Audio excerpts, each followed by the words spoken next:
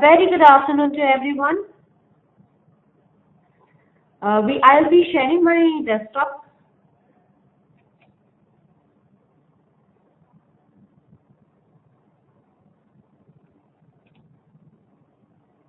Hope everybody is able to view my desktop.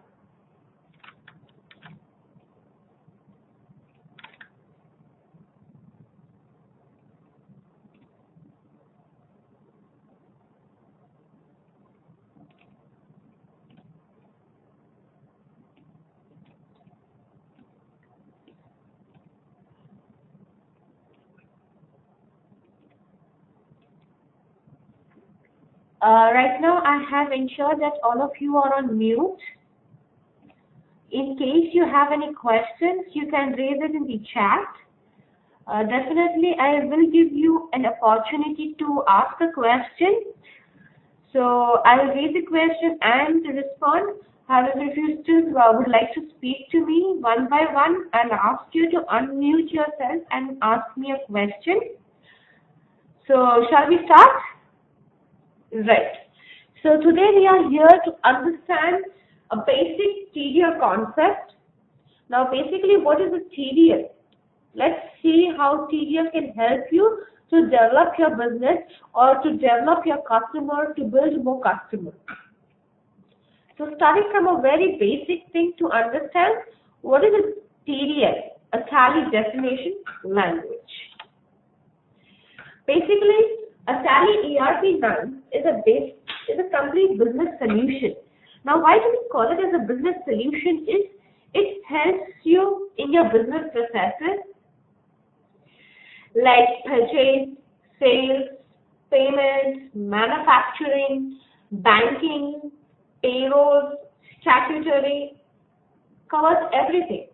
Moreover, onto the regular manufacturing processes or business processes, we have also empowered Tally.ERP 9 with a facility called TallyNet, which provides you a facility for remote access, that you can access your Tally anywhere, your data anywhere, a remote authentication, a support center, you can raise a query from at any given point of time to anyone, and other control, a control center, everything we have provided there. So you do not have to worry at any given point of time. So that is an empowerment of Tally.ERP 9. And especially for the tax auditors in India, we have an audit tool called Tax Audit Tool, which helps them or actually aids them to audit Tally users' data verification very easily and quickly. Now, when we talk about a Tally.ERP 9, it is just a business solution. However, it is an application, a basic application that for a developer to develop it further. We do understand that Tally covers many things. However, when it has to fit into a shoe, it has to be tailored. So we have built an application in such a format that it becomes a development platform for external people too. Hence, there is a language called TDL, a Tally definition language. That is the development language used by Tally.ERP 9 developers, which you will be becoming very shortly.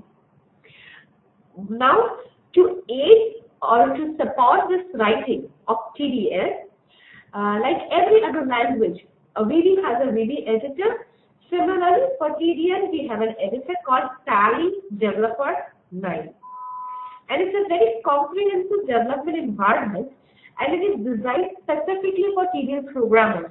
So in case you copy paste anything from Tally Developer to any other location, it will just look like a plain text.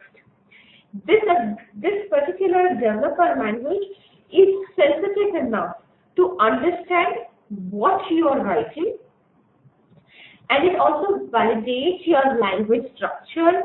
It also does some compilation to provide you errors whenever it's possible, and also helps you to do deployment of your customization built upon. Now, when we talk about a development platform, basically what's a development platform? A development platform is nothing but is being designed for business solutions to cater various functions. And the platform allows the application developers to change the default functionalities. And the change in the default functionalities is why we require so that we can support our customers in every manner. So basically, when an end user looks at the Tally perspective, this is all he does. Views at the MRS report, order payment processes, order receipts, so he passes the sales order, payments, receipt, journals, reversals, reviews the report. So for an end user, it's just a simple functional layer. Correct? Now, as a development platform, when we look deep into the platform, this is how a platform will look like. Now, we start with a very, very basic crude area, which is a hardware. That could be a CPU. At that hardware layer, there is an OS called data structure and algorithms built. The platform developer, the internal R&D team, takes care of this. They have the DB engine, the ODBC engine drivers, the parsers, business logic, the UI engines, functional libraries, output engines, memory management. All this is developed by the platform team. And this platform team gives us a layer called a TDL interpreter. Definitely, we do understand that to write a code, generally, you need to have an expertise on a language. Probably it could be a C or a VB. However, this platform team has given a very, very intelligent interpreter to us and developed a TDL language, to a fourth generation language, which can understand plain, simple English. So this is where an application developer, that is a TDL developer, you and me will work on a TDL layer. So basically, yes,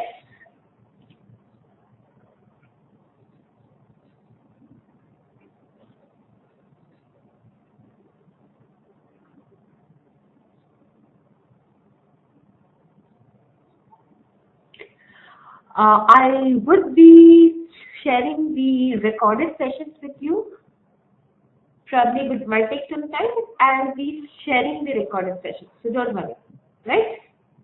So there was a question which I have been asked that whether you should take notes or whether I will be providing the recorded session. So yes, the recorded session would be provided.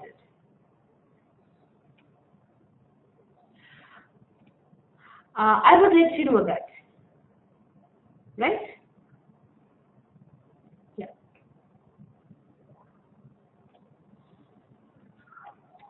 So I hope no questions until now after this. Right. So I understand there's no questions, so I'll continue.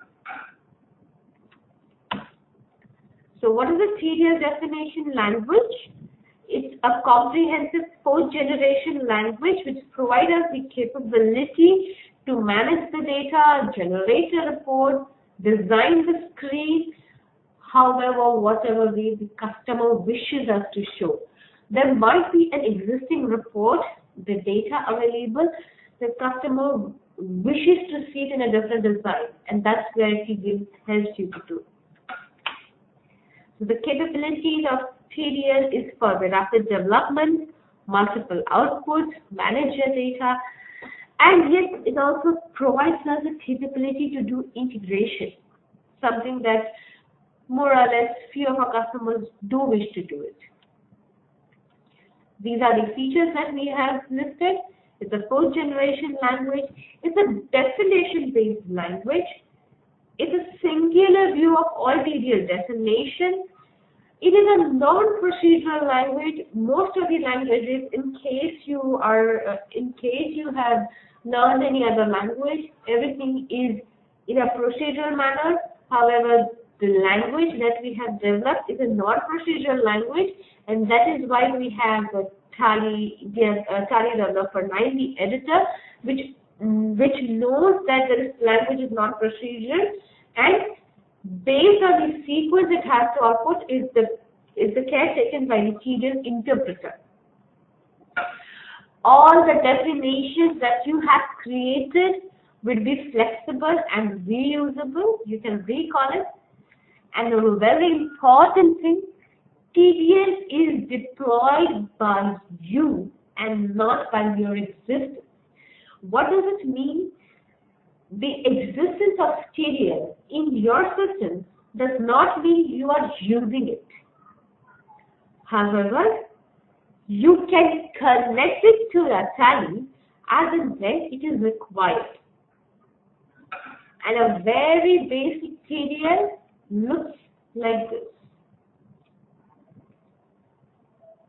This particular entire frame helps me to design my language. The screen designing is happening based on my various definitions, and this entire screen, this is what will get displayed, my first TDL. However, the other definitions help me to do screen designing. So, starting from my base, at my gateway of Tally, I will see something written as my first TDL. The moment I click on my first TDL, the report gets displayed. In this report, it is allowing me to do various placements of a part, how many vertical lines and horizontal columns I want, and what do I have to display on my horizontal column.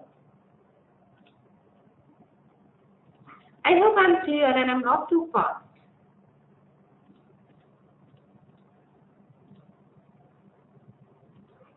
Am I clear? Any questions? I hope I'm not too fast.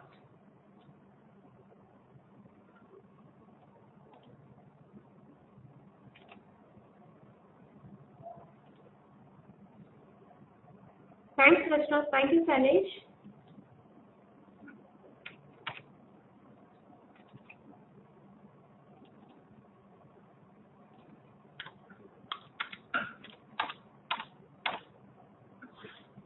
So we'll start with the very basic thing of TDL.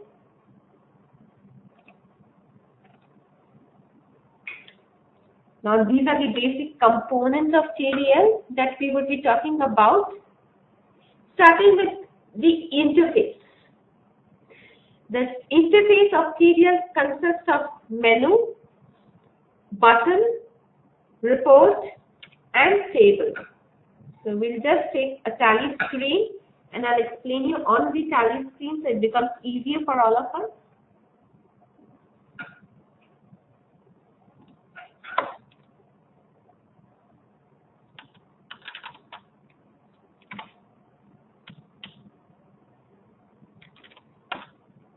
So this is the Tally screen. This is menu. The white area, the corner to corner, is the report. This entire area from this corner to this corner is report. The white patch that you see is the form. This entire yellow area that you see is part. We have 2 lines and 4 columns, and this pop-up screen is called table.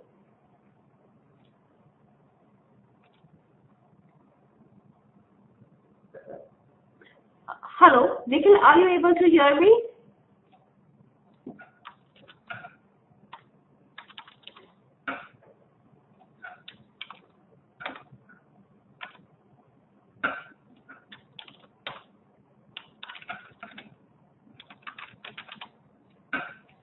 So basically, when we talk about an interface consists of 4 things: menu, button, report, and table. So this is a menu.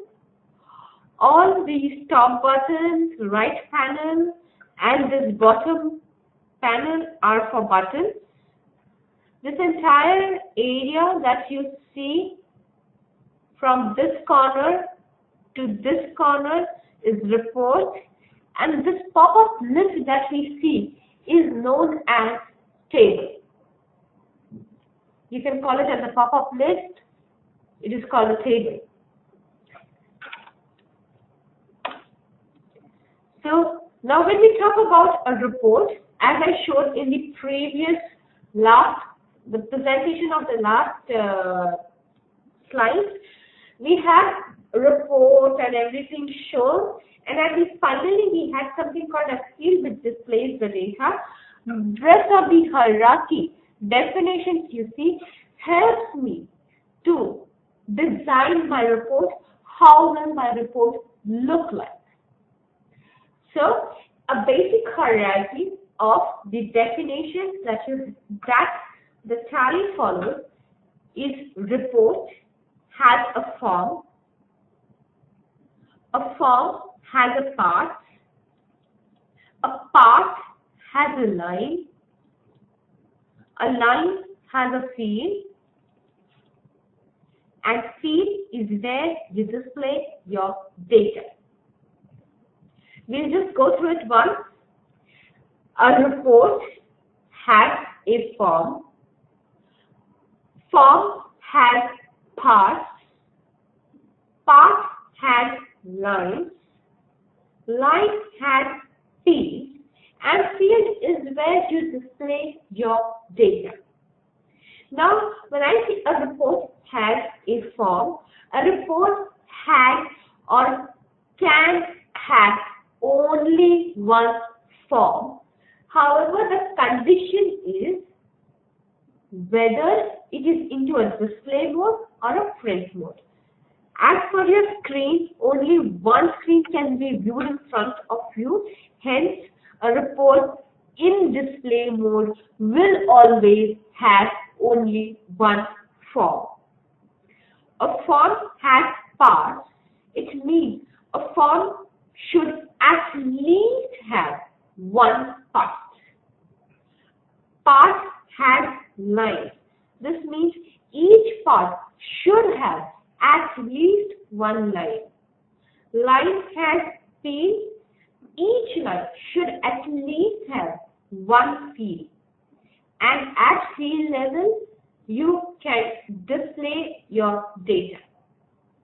And as I said, this is a hierarchy that is what Tally follows, but TDL being a non-procedural language, though you do not mention it in the sequence, when it is reading from your TDL, it will still pick up this sequence.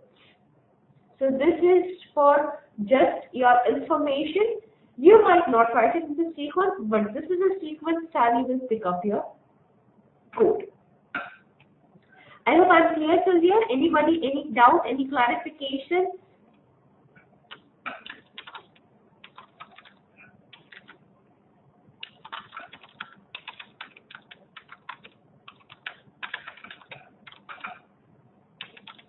Yes, Sanjeev, let me know.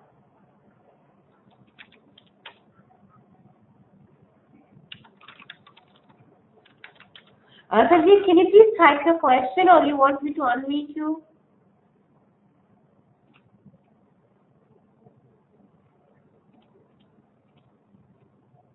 Yes, Sanjeev. Sanjeev, I have unmuted you. Please ask me a question.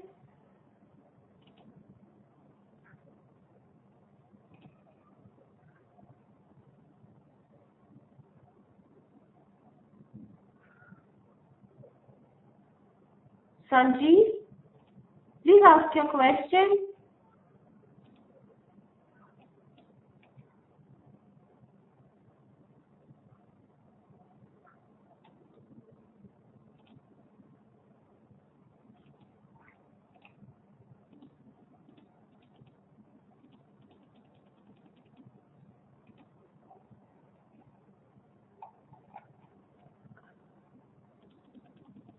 Sanjeev, are you there? Sanjeev, I have unmuted you. You may ask your question, please.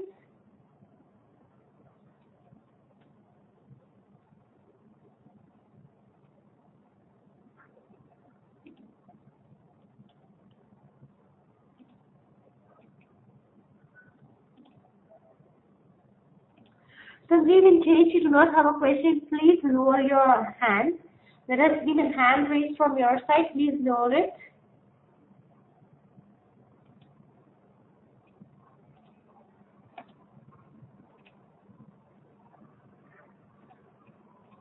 Anyone, any other question? Salman? Yes, Sanjeev.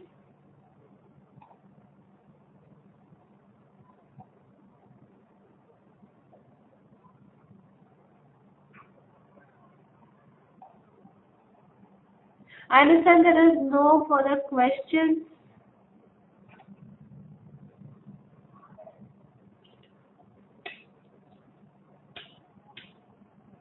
Any further questions?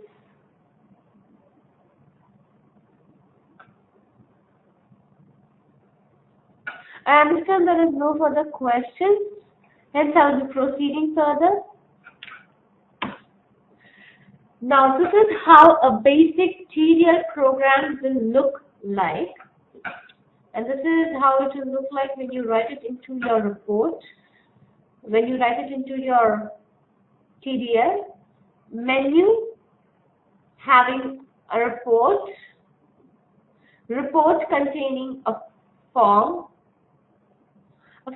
containing path, a path containing line, a line containing field, and field displays the data. Right? So, menu is a definition. You see it in the pink color. Displays the data. Displays a report. Report definition contains form. This is called an attribute. A form definition contains path. A path definition contains line. A line definition contains field. And field definition is where you display your data. This syntax indicates this is what you would like to see on your screen. Clear? So, when you create a basic, this is a try it out, you will have to do a basic report displaying your name. Please note this down. This is a tryout you have to do. Displaying a basic report by your name.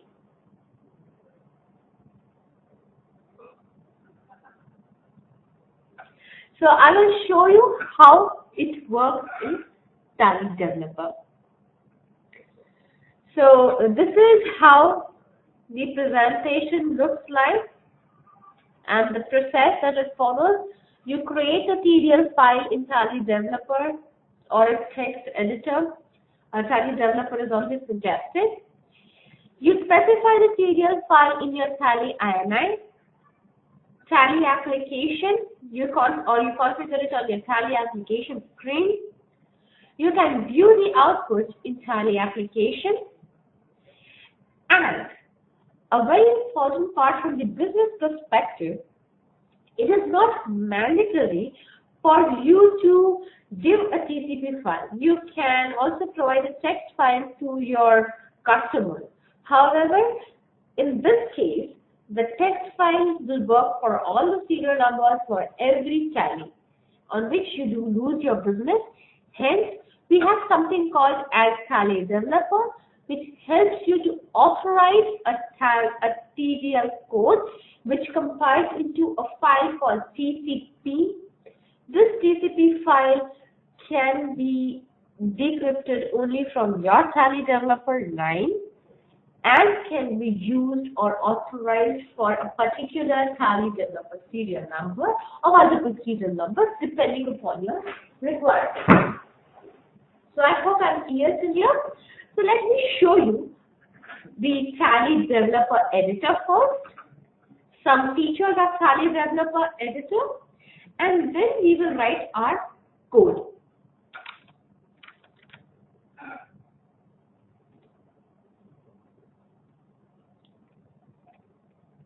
Now this is how a Tally Developer 9 editor looks like.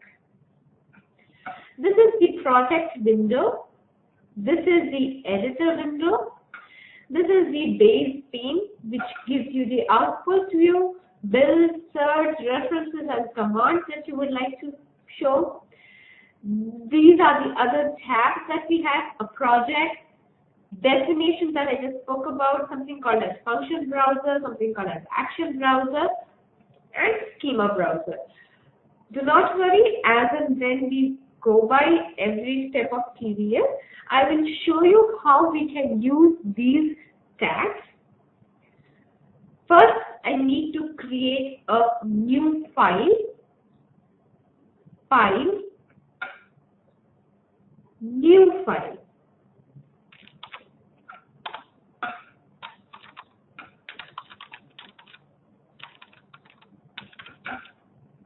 I give the file name as try.out1, and you see the file extension says that .txt or .tdl. Save.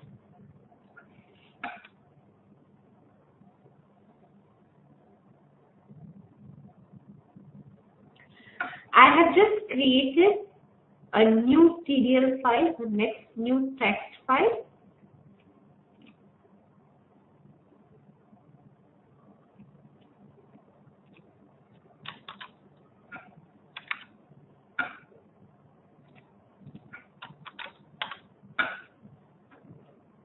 Everybody, are you able to view the screen?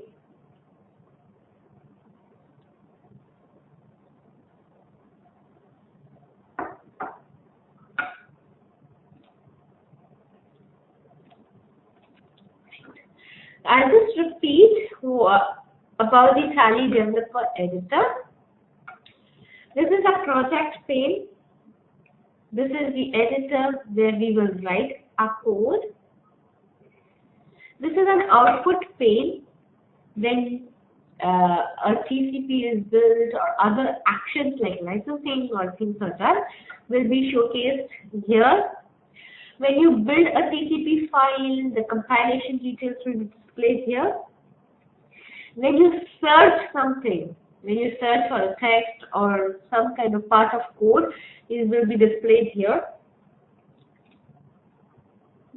There is something called as referencing, is what you will see in the reference tag. And there is something called as command tag. This is the pane is where you will see the details of every project. Depending upon the tab you use, the details will be mentioned here.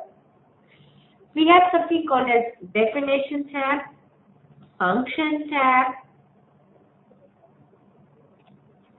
action tab, and schema tab.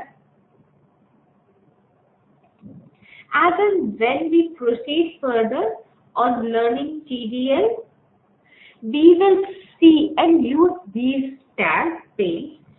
So I will show you certain basic things that we can search here. Later on, there will be a lot of things for you to discover along. Right? So currently, I have just created one simple text file. Every definition type starts with a square bracket. Currently, I am just going to copy paste or just write the Hello TDL program that we have, the presentation has, and the same thing is what I will write on my Tally Developer Editor. Clear, everybody? Right. So, open square bracket. According to this editor, this is an incomplete syntax because a simple open square bracket has no meaning. Hence, you will notice that it has shown a red block here. The file tab name has turned red, and so has the name turned red here. So, How do we start? First thing I would like to do is, in my Tally company, on my gateway of Tally, just above my quit is where I would like to place my new menu.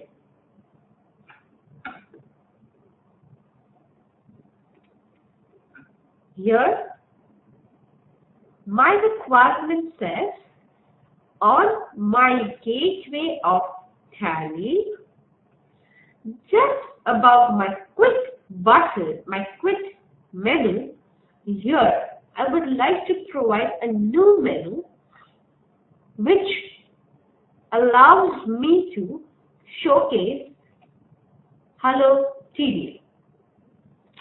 So starting with the very base thing, the destination name is menu, colon. Very important thing to understand.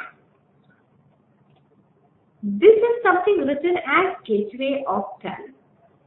Hope everybody is aware that Tally is case insensitive and space insensitive. Yes? Everybody is aware?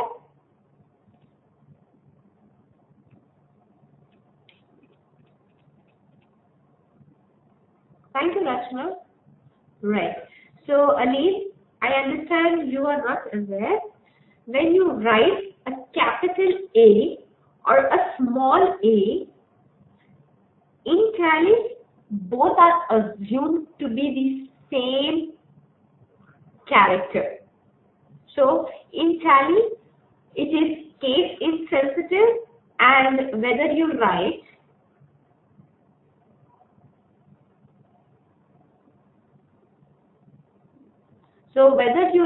A space B or you write A B, it means the same. So, Tally is space insensitive and case insensitive. Right? So, I have to first, this is something written as title as Gateway of Tally. Now, most of the things that you see on your screen might not be what is actually written on the code. Like every book has its title, to every report and menu, we have given titles. However, the name may be different.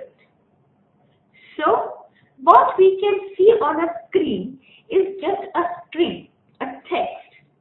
So, and I do not actually know what is the actual name of this menu, which shows me a title of Gateway of Tally. So the best thing that I can do is, I go back to my editor,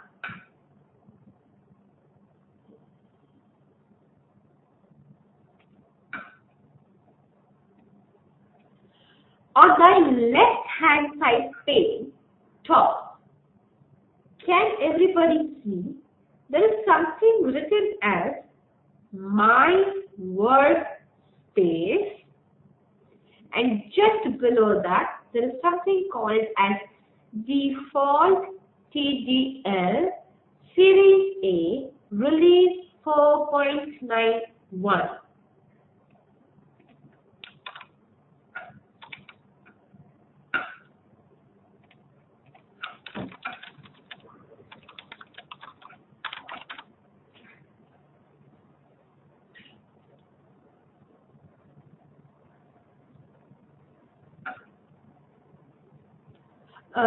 Even if you have 4.8, that is absolutely okay.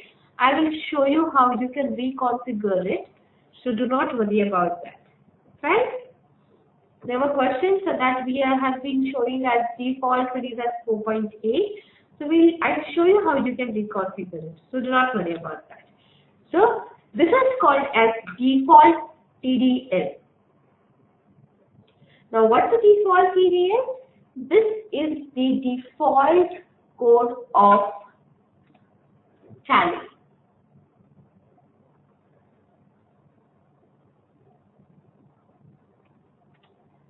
This is default code of Tally.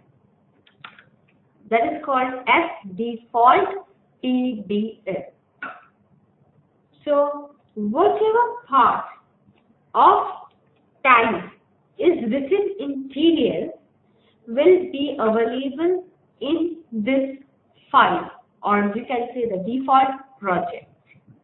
However, there are restrictions to this TDL.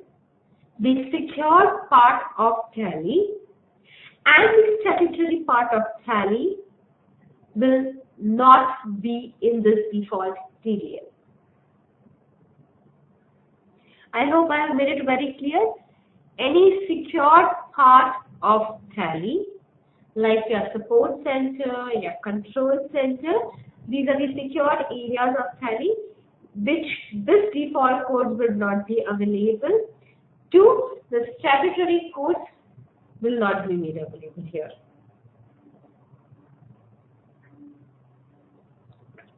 Now, coming back to what we were looking for, on my Tally, in my menu screen, on my title, I have seen something written as Gateway of Tally. So I want to search for the text which is written as Gateway of Tally. My shortcut key for search is Ctrl D. I repeat, my shortcut key for my search is Ctrl D.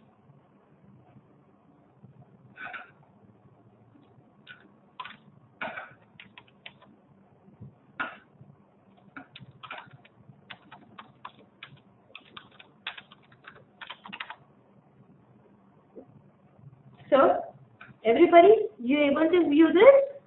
Ctrl D.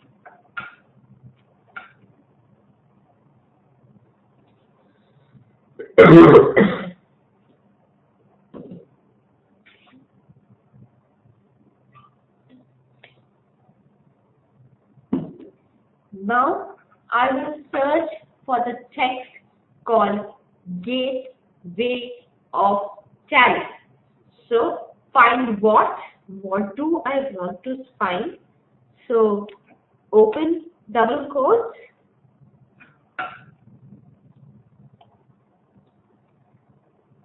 And I will write Gateway of. Now, in Tally, when I see Gateway of Tally, it is more into a systematic sentence format. It says gateway together, space, small o and f, space T, A, L, and Y together. But if you have noticed, I haven't written the same way here. I have just disturbed the characters. We call it as noise characters. There are some unwanted spaces, or probably the cases are different. Yet, when I give a default TDL search, so default TDL search will search in all the files of my default TDL file that is available.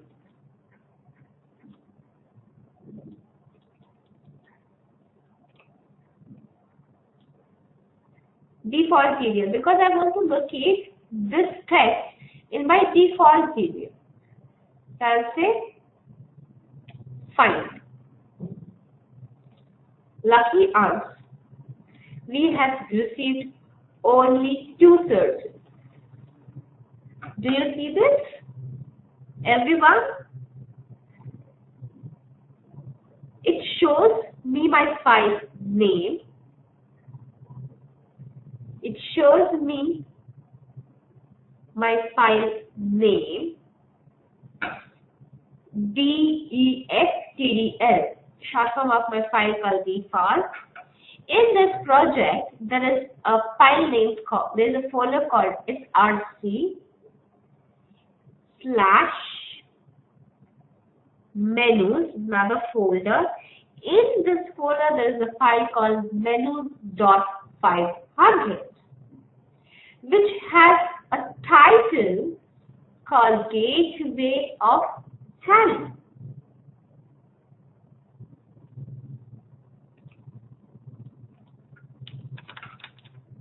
Everybody on the same page?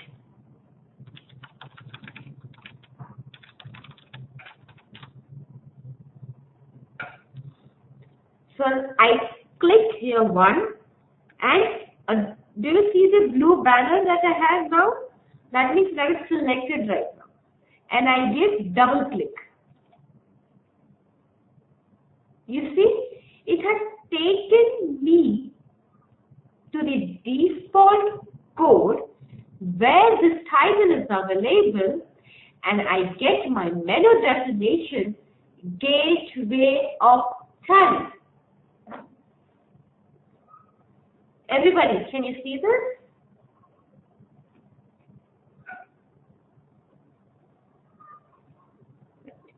So there could be a possibility that we might do some spelling errors. So rather than looking here and then typing out there, we'll do one simple task. We will copy this, select, the gray banner is showing it is selected, Control C to copy, go back to my text,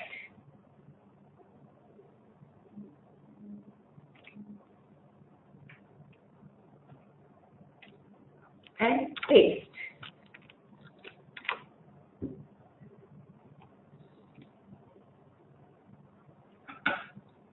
Now I just would like to see whether what I have written is, there's something called as compilation to check for errors. I'll simply say right click, compile. You see right now it is on the search tab. Automatically it moves out to the build tab. Now you see it shows that there is an error. Can everybody see there is an error? I'll just scroll a bit further and to see what is the error. Oh, it says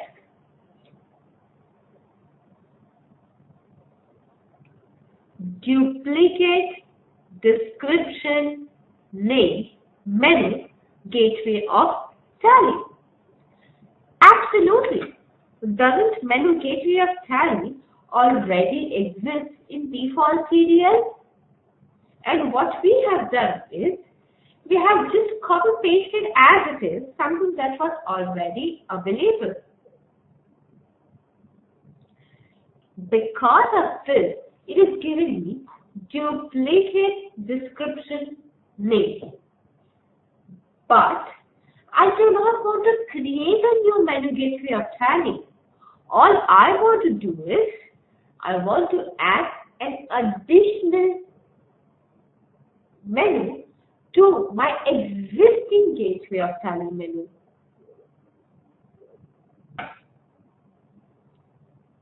I hope you are getting what I'm saying, right? I just copy pasted what I had in my default, and I showed here. I just copy pasted here on my file name. You see on the left hand side I have my file name. I right click on it and I say compile. As I said, it is an editor specifically designed for the TDL. It validates, it processes to check for the errors. Right click on the file name and say compile. In case there is an error, it will give you an error which says duplicate description name. This means this particular definition name already exists.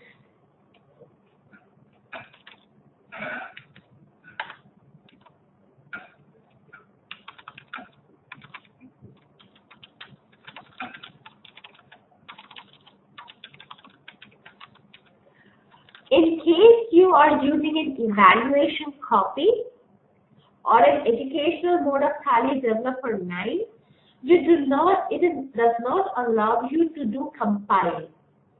So the error might not get listed for you. Do not worry about it. However, this error listing will happen only if you have a valid Tally Developer 9 license.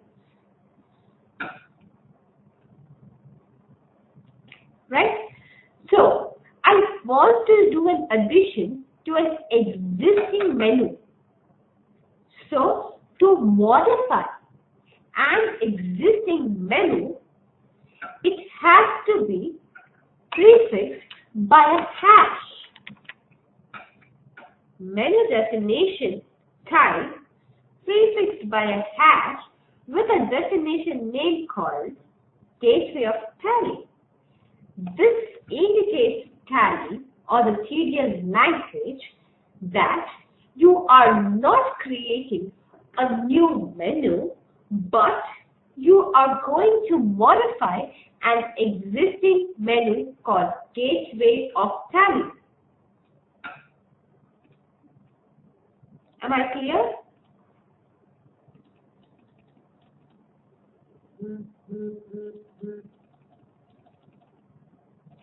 Rachna, am I clear?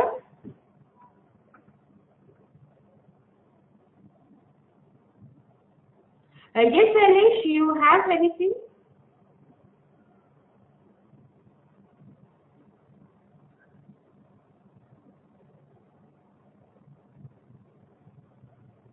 Sanish, you have a question?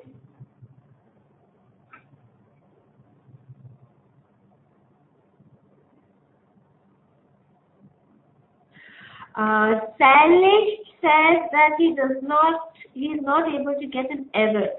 Sanish, first of all, as I told you, you need to have a valid Tally developer license to compile for the code. However, I'll just show you how it can happen. Can you see the pane on the left-hand side where the file names are listed? Okay, on that left-hand side where the file name is listed, right-click and say compile and click on compile. Can you see it now, Sanish?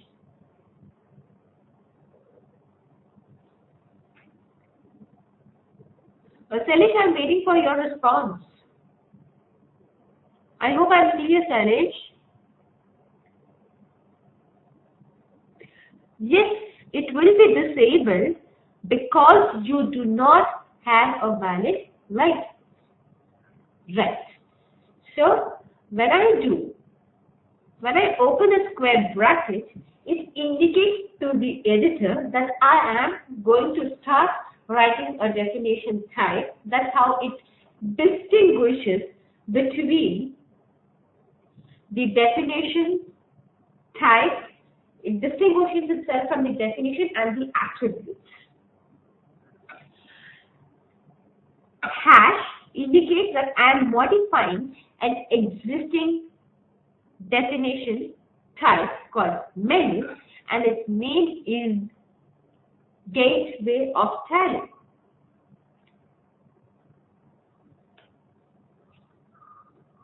Right? Okay. Here I have a question from Krishna Prasad, who says, exclamation to denote new and hash to denote existing all contexts of TDL? No, Krishna. So just give me some time. I'll come to these syntaxes also. When to use an exclamation, when to use a hash, and when to use nothing. Fine. So right now I have been focusing on hash menu. Fine. Right. So open square bracket. Hash indicates modifying. Which definition? Definition type menu. Colon. Gateway of Tally. Close definition. Now, as every school has its own set of rules, every destination type has its own set of attributes. So we will start from one basic thing. I know that this destination type has something called as title.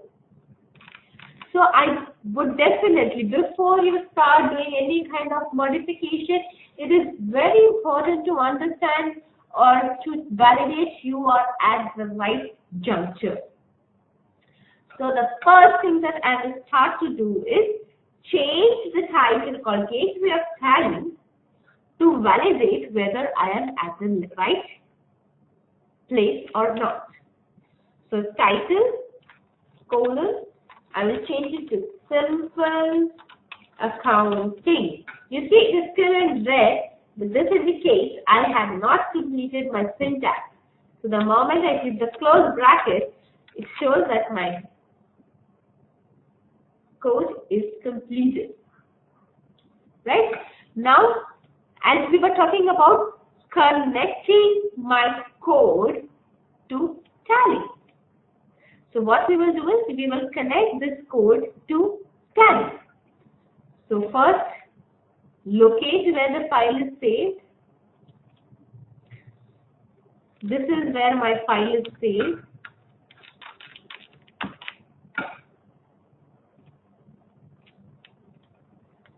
Right. Now, there are two ways that you can attach a TDL code to your Tally. One, the traditional way, the one which we had since the version 5.4 till we came up with Tally.ERP 9, and we have ensured that we continue to do that. Open Tally folder.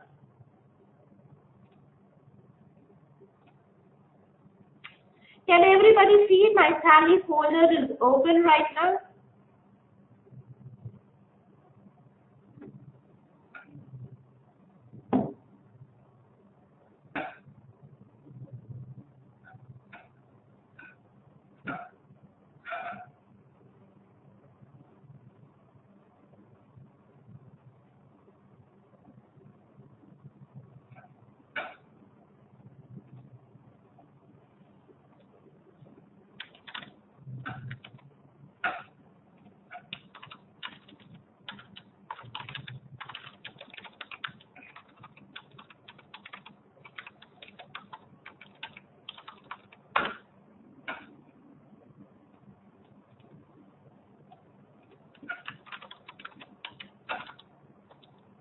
Right? Everybody is able to see my Tally folder. In the Tally folder, there is a file called Tally.ini. I will just change the view so you can see the tiles. Extra large. Okay.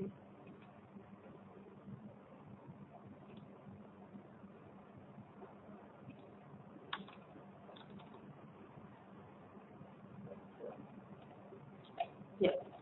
Do you see there is a file called Tally.ini?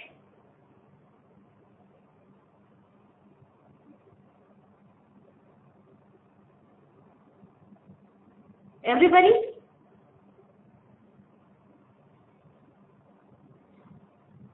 This is a configuration settings file. I will just open this file. It will open in Notepad. I will just increase the text. Format, font. Right. So everybody is able to view the fonts also, I hope so. Do you see there is a parameter written as user TDL is equal to? Yes. And you can provide your file name here.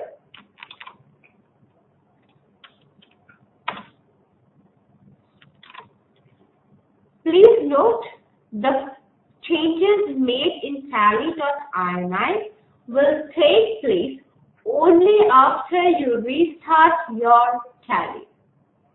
So user TDL is equal to yes and TDL is equal to the file path with the file name and the extension.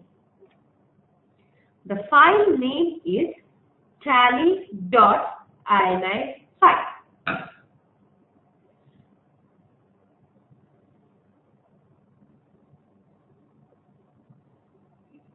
Right? I might have TDLs into different locations, and that is absolutely okay. Now that is one file. Now suppose I want to add one more TDL file. I can press enter. I can say TDL is equal to, I can give the file path / the file name. So you can add multiple TDLs also. Ali, I hope I have answered your question. Thank you. Now I have saved this file, closing this notepad, opening my Tally application,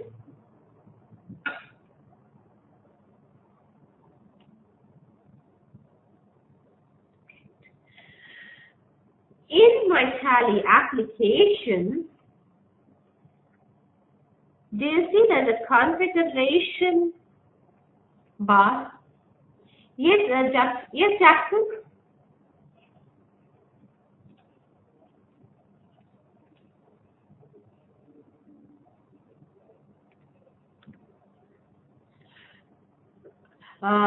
Participants, there is a question from Jackson. The question is whether this file exists only in multi-user or a single user. Jackson, the answer is it's a configuration file. So yes, it will be available in single user and multi-user. However, the settings that these files have within them, the text written in it, will be different. There will be some little changes in it. Otherwise, yes, the same, there's a replica of this file on all of them. Whether it's a single user or a multi-user or a server, or the server side or the client side.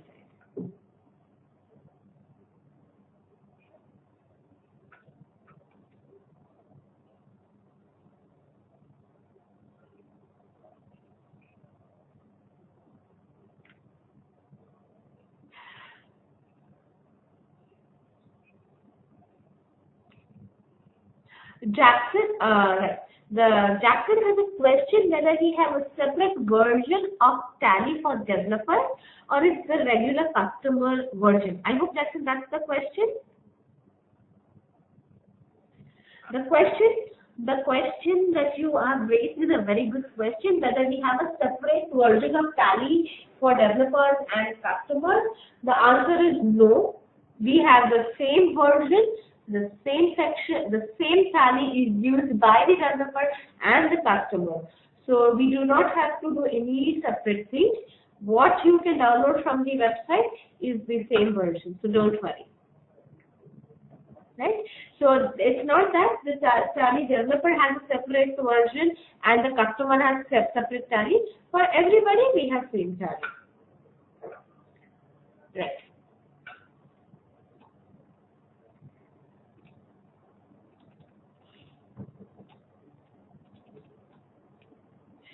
So I hope everybody, do you see we have a configuration pane here at the bottom, and here it is written 2 TDLs loaded.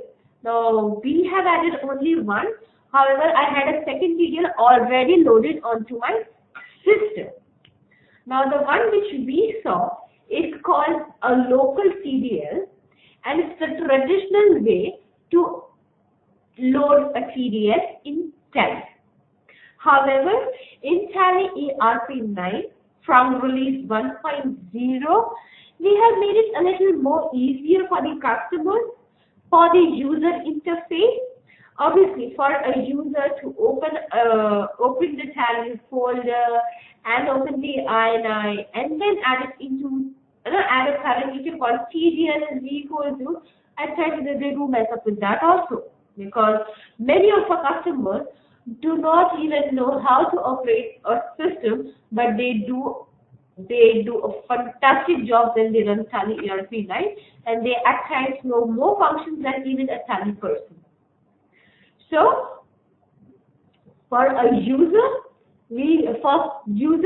who are not very familiar with the system usage, we do not know what's a folder, how to open a file, how to do modification, a user interface has been created. A very simple user interface. Do you see? There's something called as F12. I click on this. Right. Do you see there's something called as product and features? Everybody? Could I get one person saying yes, so I know that it's not too far?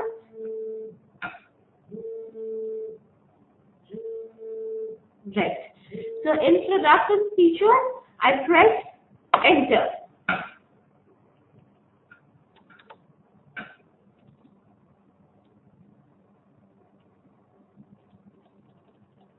Right. Now, do you see there is a list of things that are shown here?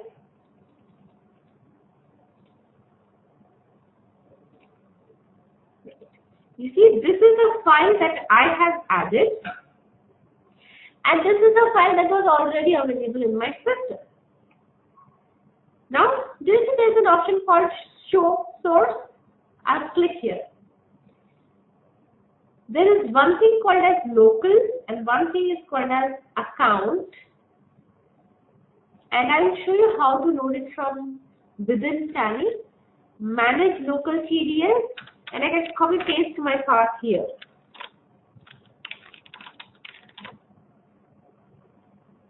And when I accept, it will get accepted.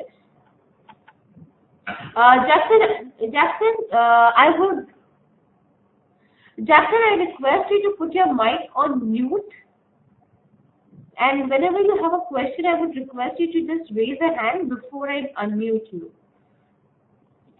Yeah. So, I'll just restart from the main screen. This is as soon as I start my Tally. The traditional way to load an TDL is to open your Tally INI file.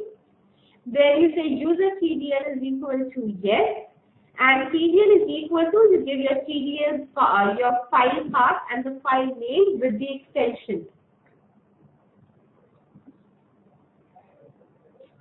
Right? Now, the same thing we can do from the Tally interface. How can we do that from the Tally interface? Press F12, product and features,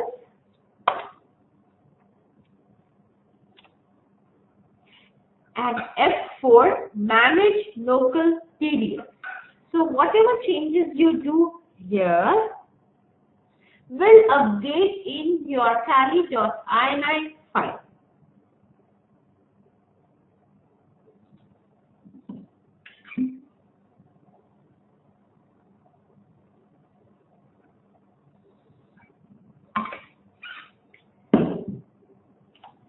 Hope I'm clear till here.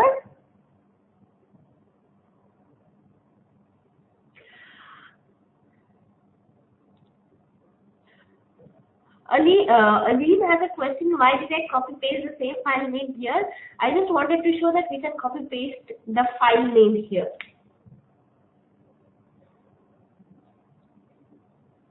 And the shortcut to paste here is Ctrl-Alt-V. You do not have to type it out, you can just paste it out. There's a question Aline is asking, is this needed to add the TDL? Yes. Aline, I'm just discussing the various ways you can add one TDL. You do not have to add the same TDL multiple times. Either you do it from the INI or either you do it from the configuration screen.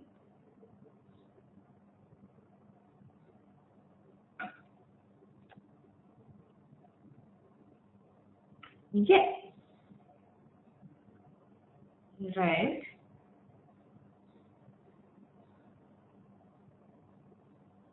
Right.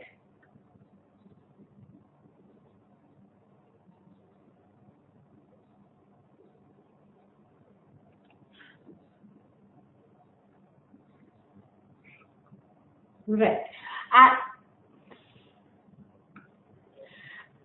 Just to show that we can also paste a file name here, because I do not, no, it's not, absolutely no, it's not necessary, you do not have to do that at all. It has to be done only once. Since I do not, right, I do not have any other file, so I just copy pasted that, right? Right, so I will just save my file. I think let me just create another text file, a sample text file, so that we'll show how multiple files can be loaded. Let it be empty, that's okay. Test.1, right? So, and slash, and I think test.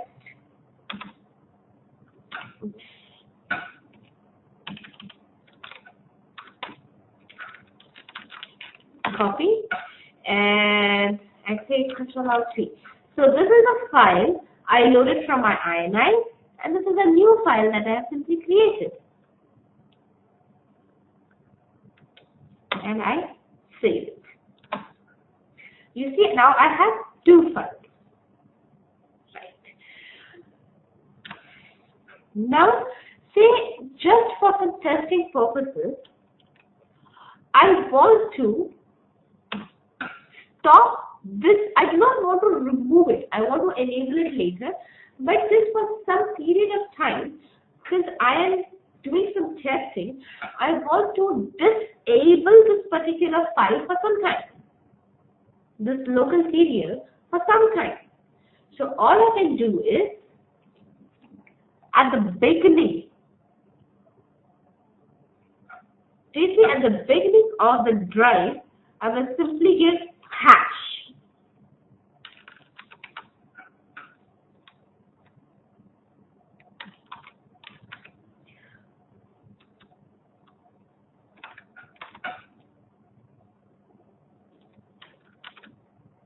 And access.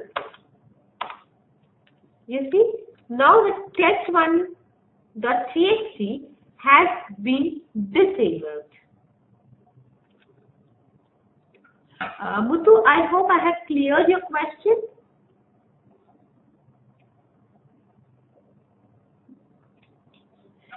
Currently, I have two files. The moment the beginning of this file has a hash, the file exists with you, however, it is disabled temporarily till this hash is removed. So the moment I remove the hash and accept this, the file is loaded again. And now if I want to remove the file, I don't want to disable, I want to remove it, I press F4, escape the line, so it empties the line and just accept it. And my test1.txt is removed.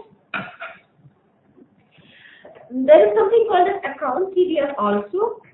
I would, you can note it down as your homework, as you can say, how to load a TDL in account TDL, how to load a TDL and account TDL.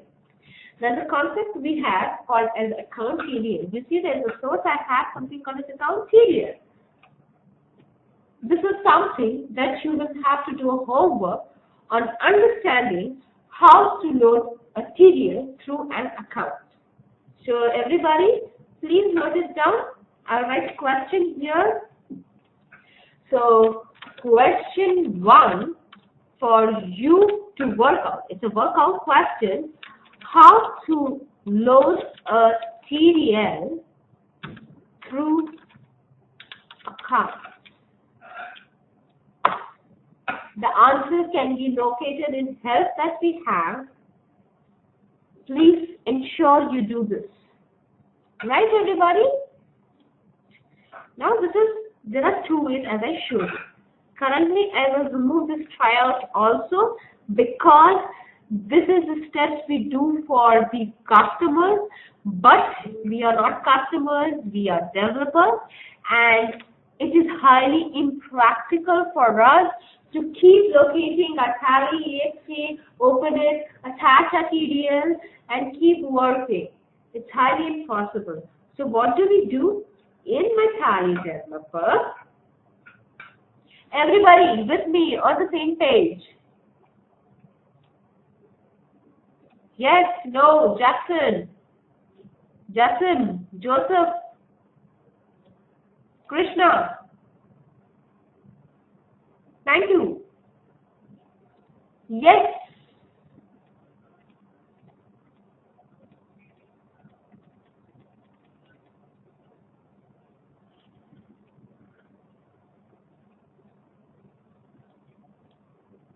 We have, this number 2 means there are 2 files you have loaded with this exe. Right, yes. So there was a question from Jackson that when I showed you the Tally screen, at the bottom on the right hand side, the configuration pane says 2 TDLs. Why did it show 2 TDLs? It's because I had 2 TDLs. One is from my account and one is from my local. Now local is what I showed you, account is what you have to discover. Clear, Jackson? Yeah. So now I will show you how can I execute Tally from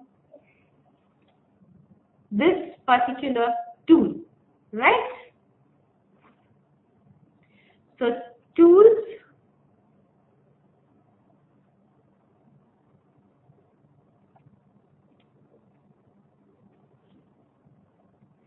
so everybody done with this? Now I need to execute my Tally from here. However, before I do that, I need to do some basic configuration. I have to give my preferences, which Tally I want to execute. Now the question, which Tally? As a Tally developer, we need to understand that our customers might be using multiple releases of Tally, and ensuring that whatever code we build it for that particular release, is why we give a preference of loading Tally.EXE from various locations. So, tools, preferences, compiler and execution options, and here I provide my Tally.EXE path with my Tally.EXE name.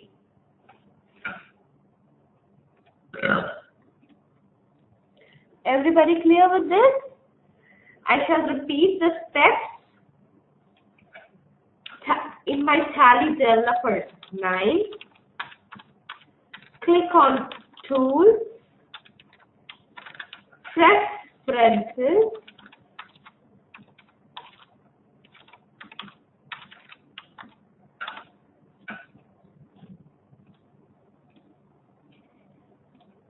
Compiler / execution option, and in the execution option, I can browse for my Tally.EXE path. There are other options. Ignore TDL from INI, ignore companies from INI. Use default TDL from EXE path. Please ensure we pick this for one simple reason. With Tally Developer 9, the latest release of default TDL is loaded. However, as I told you, that there could be a possibility that my customers are using various other various other releases. So it is very important to load the default TDL of that particular release. So the moment it reads this EXE, the default TDL will be loaded from that particular path. And I say OK.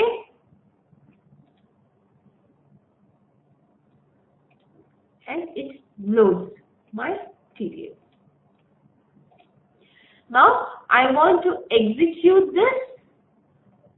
On my file name, right click, execute tally, and the shortcut is Control F5.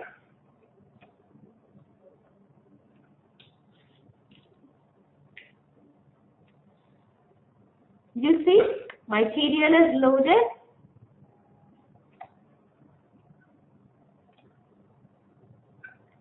It shows me 2 TDLs loaded. Let me just check what is written. Press F12. Products and features. And the file is loaded. Now I press F4 and you see it is not listed here, but the file is still available here. It shows local, but still it is not available here. For one simple reason, because it is executed from Tally developer.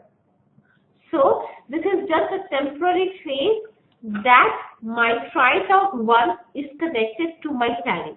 The moment I quit from here and I start a normal application of Tally, this file would not be available. However, if I execute from TDL, from the Tally developer, this TDL gets connected to my Tally, and that is through a command line. You see, this is a command line parameter that's getting passed. It is not loading in INI. It's not. It says no load INI, and my entire file path with my file name with the details is shown here. Now, what did I change in my code? I showed my title as Simple Accounting. So let's see, has my title changed? Select company, company selected. Here, my title has changed. Clear, everybody? I hope everybody is clear on how to execute a TDL file from Tally developer and the reason why it does not get listed in my products and features S4 managed TDL. Thank you, Nikhil. Right. So, we wanted to add a report which looks like this.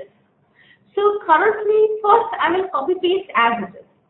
I won't type out anything. I will just write out everything as it is, and then I will explain you what and why we had to do like that. So I say add key item, or rather it says item, my first TDL, display my report,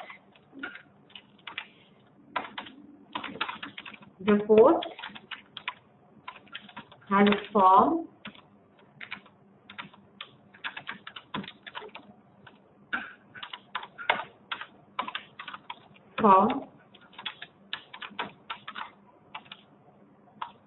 has a path,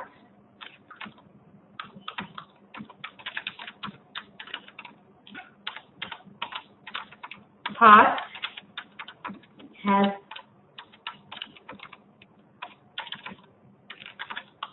line,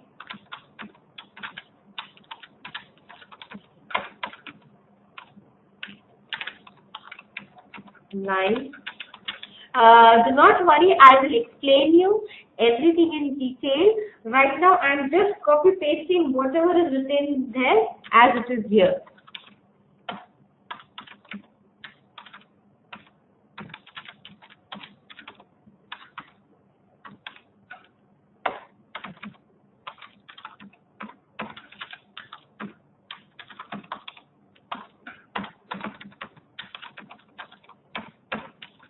And to say hello TDL.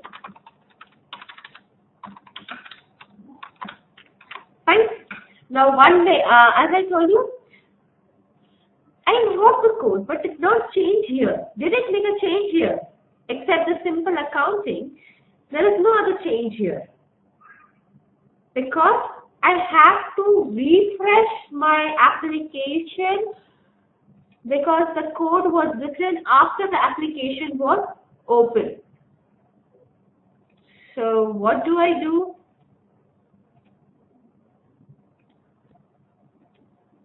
I request everybody to please be on mute.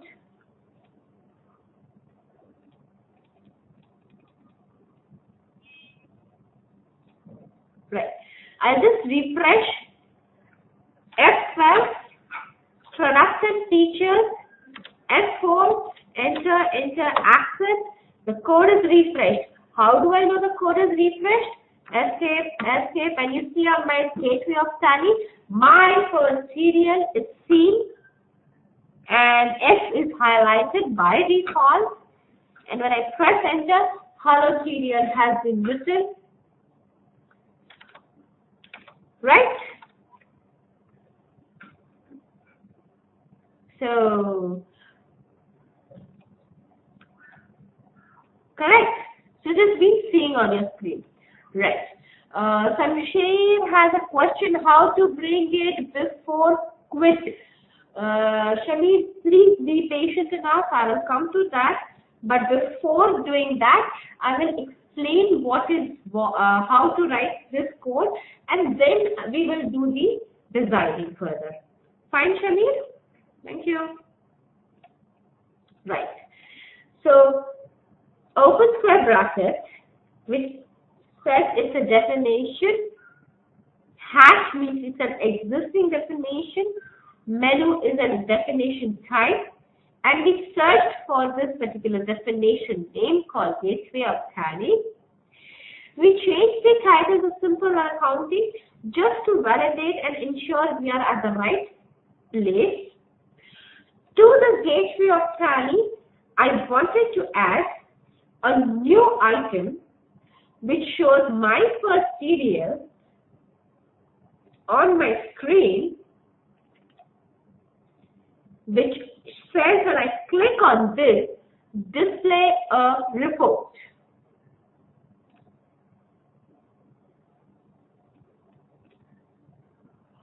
Right?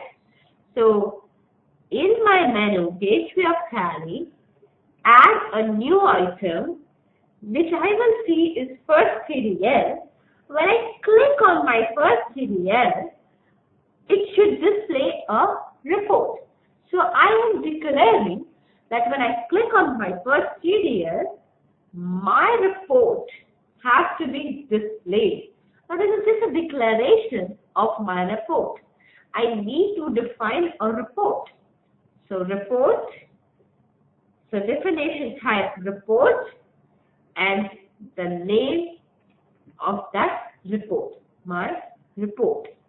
If you can recollect the hierarchy that we spoke about, the basic hierarchy, a report should contain a form. Now, how do I remember what attributes are available under report definition type? Very simple. I cannot remember all of them. So, under the definition type, I will press Control Space.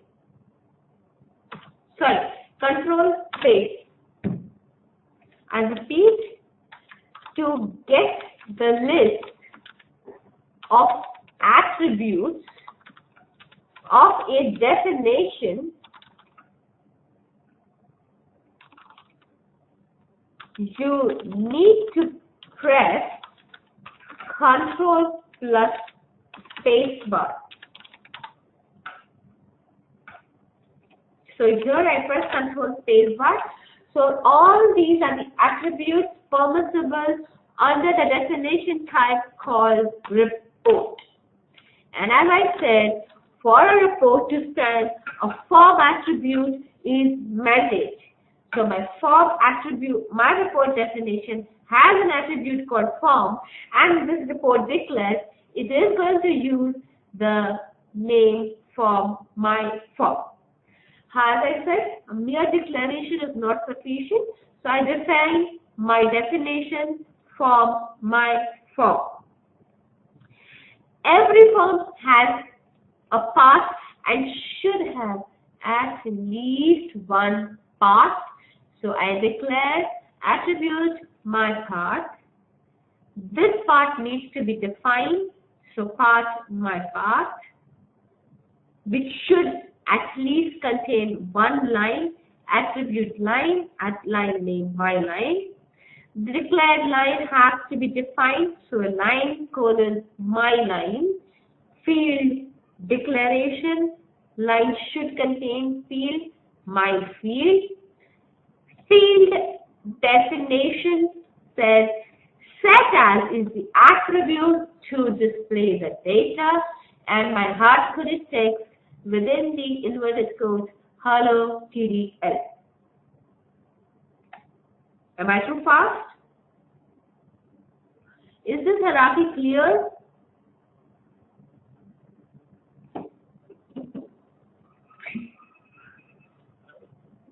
Yes, who is this? Yes, Jackson.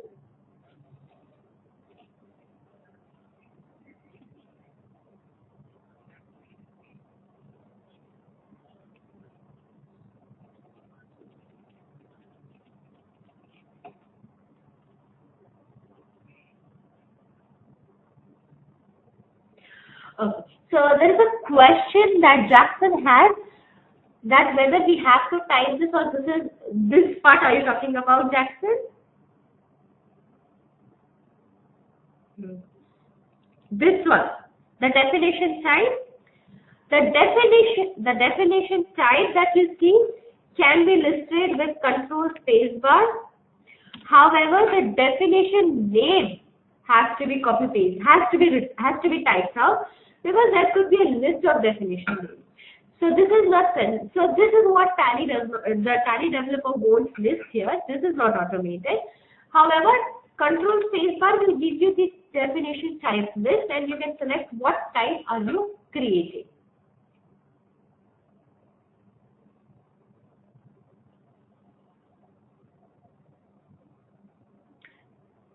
Absolutely, yes. The hierarchy is menu has a definition to call a report. A report contains a form contains a part contains line contains field, and field is when you use the set.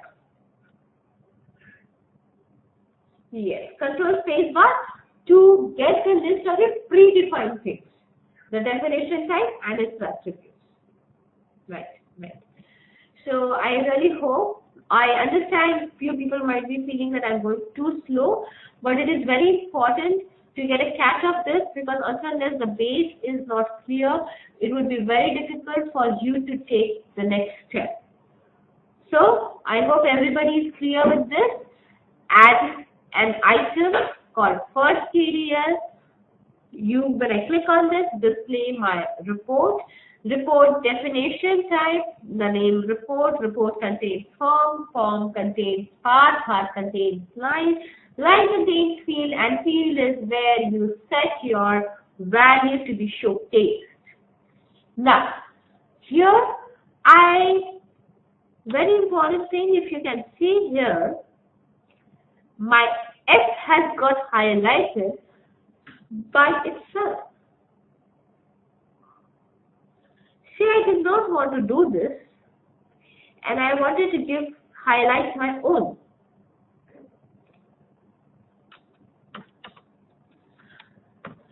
Basically, when you do not provide any highlighted letter, Tally selects it by default, the nearest one. If you see, M is already available for multi-account printing, so it will not select M. Y is already there for payroll. So the most appropriate Tally found that S is the one which could be the hot. Now see, I changed this name to my first TDL Z, and I wanted Z to be my shortcut key. F2 TDL F4, enter, accept, go back, my TDL is refreshed. I do not want to use F as my shortcut. I want to use Z as my shortcut. So for that, there is another attribute that we have here, which is called key item, which says my item with its key Z. If I only specify the item, it will automatically select a hotkey. However, if I would like to provide a hotkey, I will have to say add a key item. The item name is my first TDL Z. The shortcut is Z. And when I click on this, display my report. So if I will have to refresh my TDL, F12 TDL F4, enter accent, and I see Z. So my hotkey becomes Z, and it is refreshed. Now, what will happen in case all the letters in your item is not available as a hotkey? Simple. There would be no hotkey in your item because the default code will have a preceding for the hotkey. So in that case, you will have to give a menu name very unique, that it does not use the alphabet it should have at least an alphabet which does not be used here to provide a shortcut key. If my F and Z is also used, then there will be no hotkey here available. I hope I am clear.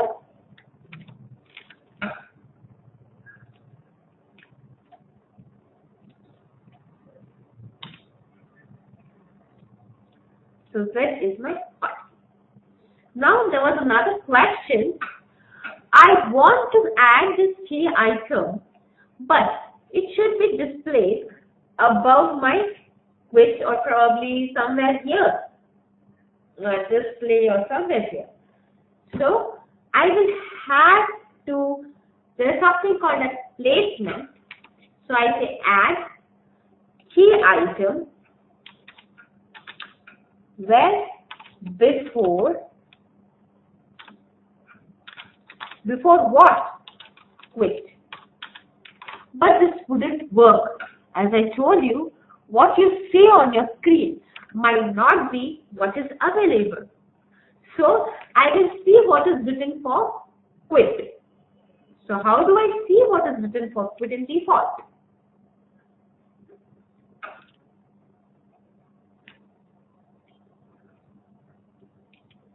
So we have provided a simple hyperlink to go to the default code that we are modified.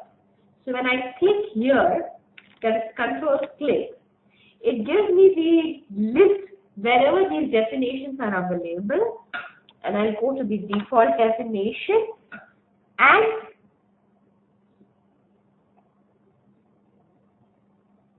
this is what I have got for my quit. So the key item for my quit is attach LOC quit.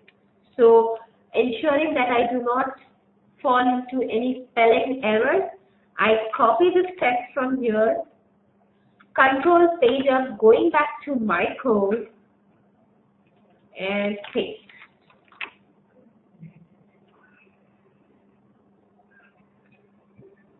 Now I refresh my TDL, F12, products and features, F4, enter, refresh, and it is placed just above the quit. Everybody clear?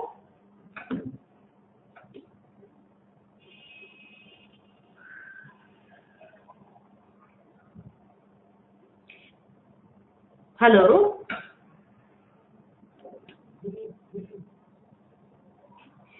To refresh, there's a question to refresh.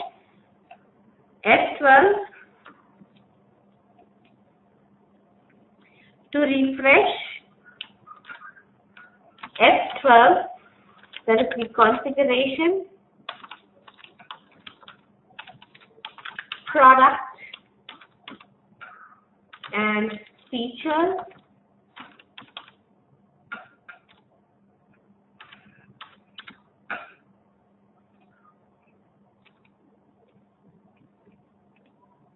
Then on the right hand side you see F4, manage local TDL.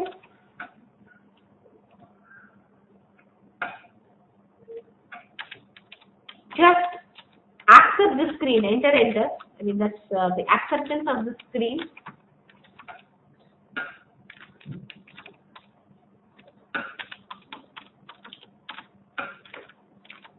So here I'll simply say enter, accept. The TDL is refreshed. I go back and my TDL is available.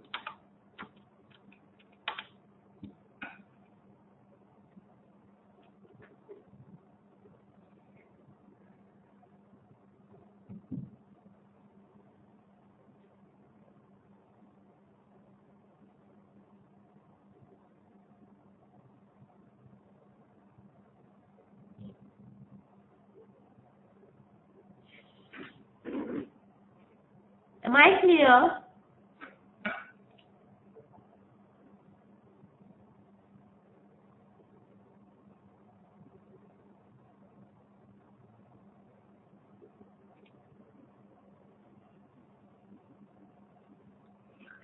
Salish, we are currently not looking into that. So when we are actually doing the coding and things, then we will talk about this text, whether what will happen to the text if it is long and other things, right? So right now we are just trying to understand how to write this basic TDL, because that will be your second homework for tomorrow when we join the session. The question, there is a tryout that you will have to do.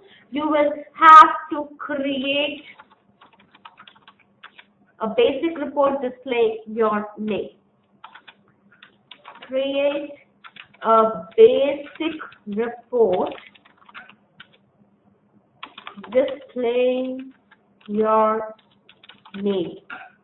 This is what you will have to try out when you show me tomorrow, when we come back tomorrow.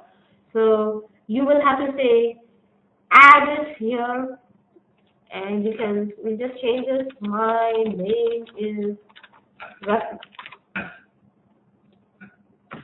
I'm closing your F4, refresh, and my name is here, right? So this is how you will have to write your first TDL. Menu, gateway of Tally, title, add, key item, where, before, which LOC, with, what do you want to show on your menu screen? My first TDL, shortcut is Z. When I click on that, I want to display a report, declare it, define it, report, divide report, form, my form, form definition, my form, which contains a part definition contains line definition contains field definition contains a set as, and this is the text I'm going to show you. Yes, Jackson, you have a question, may I know that?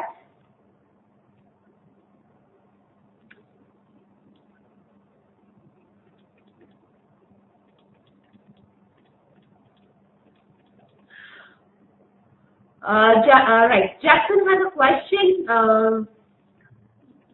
Right, Jackson has the question. He says whether I have to give the space or is it automated. Jackson, this is just a coding standard that we follow, because when I do not give spaces, the code looks very ugly to me. It's basically, that's the only reason I give spaces. Otherwise, it is not mandatory to give spaces, but then it does not look good when I don't give space. So in future, if I have to troubleshoot this code, it becomes impossible to read the code. Jackson, you can lower your hand, please. Right? So this is what we have. This is how you create and write your code, attach it to Tally, and this is how do you see your output. So we have two things for your homework. One, We're talking about how do you attach a TDL to your as an account TDL, and 2, try to write a basic TDL code with this hierarchy that we have, which showcases your name. Simple steps to create report. We did create a TDL file. We saw how to attach it to TDL. We saw the output in the Tally application. We saved the code. We wrote the code. Yes, we did this. Yes, we did this too. We did a seeing in the menu. Yes. This is something that I wanted to show you. So, yeah. So this is what we will be just having a look on the editor first, and then we'll go ahead further. Right. So more or less we have seen what is an interface of Tally Developer 9. A very important thing, whenever you purchase a license, for the first time you can activate your license as you do for Tally. The next time you have to do a reactivate. When it's a first time activation, you get an unlock key. Whenever there's a release that you reinstall on the same, it's necessary to do an update. Whenever you want to change the system and it is a known change, you can do a surrender. In case internet connection is through proxy, you can give a proxy configuration details. In case you are using a Tally Developer multi-user, you can configure your existing license. If it is a single user, click on single user. If it's a multi-user, click on multi-user. And you can provide the license server name and the port number. And then we have a license info details that you can see on your screen. License info, you can see Series A, release, which release of Tally Developer 9 you're using, what's the build, what's your serial number, what's your account ID. In case you have a site ID, your addition, number of users, subscription, anything, right? And very important thing, the important part of any tool, the help menu. Now, what are things we are providing you in help? One basic info about Tally Developer Help. One information on Tally Developer Help, the workabout on your editor. We are providing you with TDL sample codes, steps to execute these TDL sample codes, providing you with a TDL reference manual. This online help is the knowledge base that we have for Tally developers. And we have something called a support center. This is support center similar to what you have for Tally, and it will post your query directly to the support desk that we have for developers. That is support.tallydeveloper@tallysolutions.com. A very important menu that we have. Clear, everybody? Then project creation. This is something that we're spending. I did show you the navigation and search. Editor preferences I shown. Right. So I will just show you how to create a project and why do we create a project. See, it is not possible to write every inch of the code that your customer requires into one text file. So we can group these text files under one project, and that is the project that you can compile. So I will say new project, try it out. I will put it under my sample folder, and I already have one file existing, so I'll say add existing file, and I'll say I'll try for one, save. You see, now I have one project under which I have one file. So the question you might have, can I compile a file without having a project if I have one single text file? Answer is no. A project file is required even if there is one single text file. because only project files can be converted to a TCP file. Fine.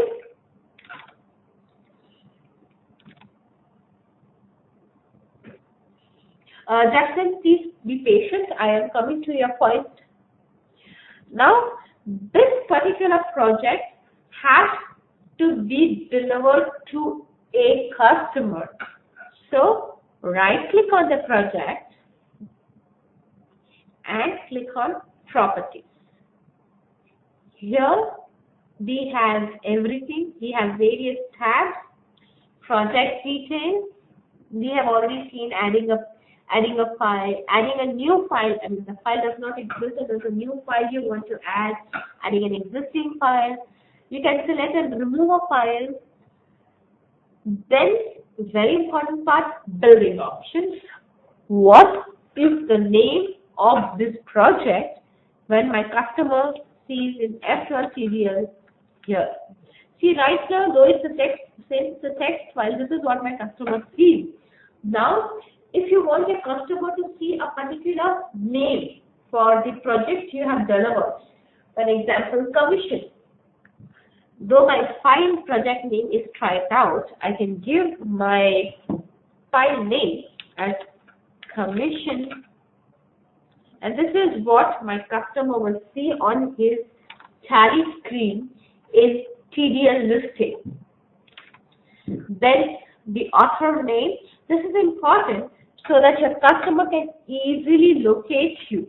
So in general, a suggested way is you write your company name, the developer name or the owner name, and the contact number.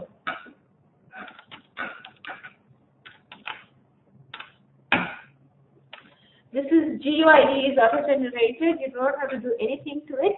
And you can give a versioning to your product. I say it's version 1.0.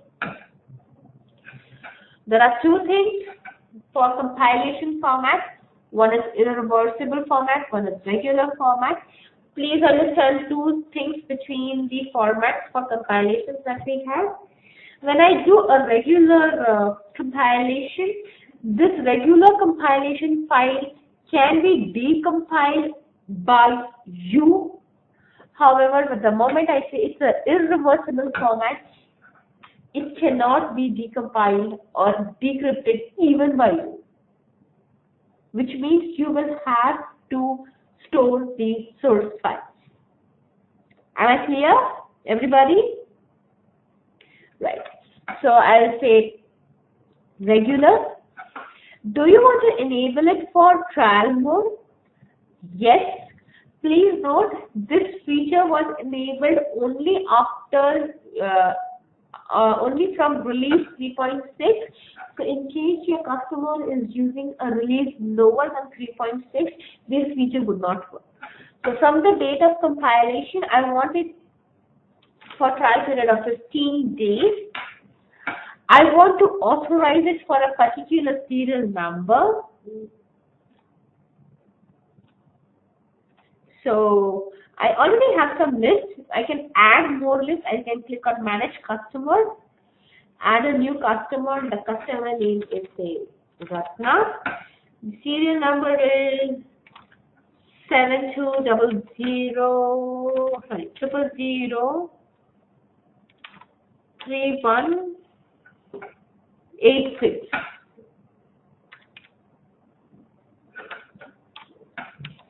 Customer email ID is ratna.bhatt@tallysolutions.com. And in case I want a group, now why will I require a group?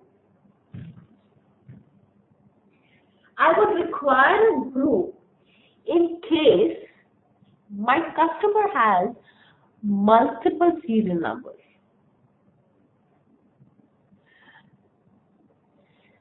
So I can group them so I do not have to select it every now and then to, I do not have to, every now and then select all 15, 20 serial numbers on that customer. I say add customer. If I want to create a new group, I can create a new group, called Ratna, say TDL Ratna, and I just tick those numbers. And I say create group. So I have now 2 groups. So moment I want, oops.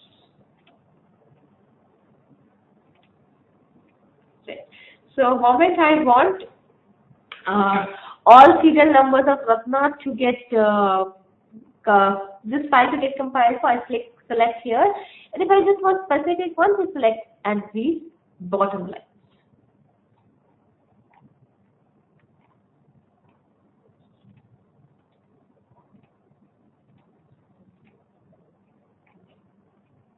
Right?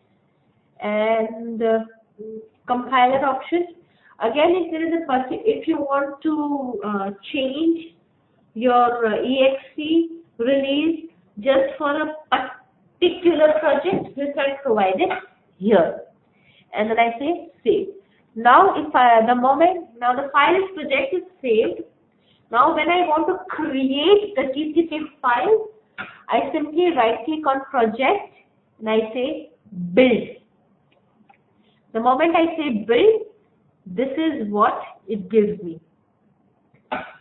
Minimum version, Tally release 1.0, TCP format regular, education mode allowed, trial mode for 15 days, authorization required, and there are 2 serial numbers to which it will be linked. Am I clear on this? Yes, Jackson?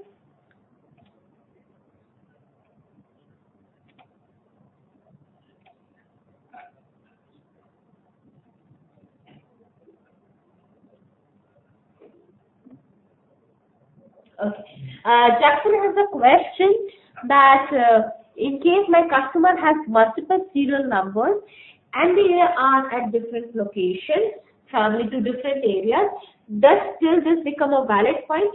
Jackson, no customer will use the serial number together within the same premises. General cases, most of them use it at different premises, probably different remote locations. The only reason why I do grouping is I don't have to select the serial number separately. Otherwise, this TCP you copy paste it wherever you want. Still, it will work only for the serial numbers that are authorized to work on. So, it does not matter where it matters which serial number of Tally you are using. Clear? Right.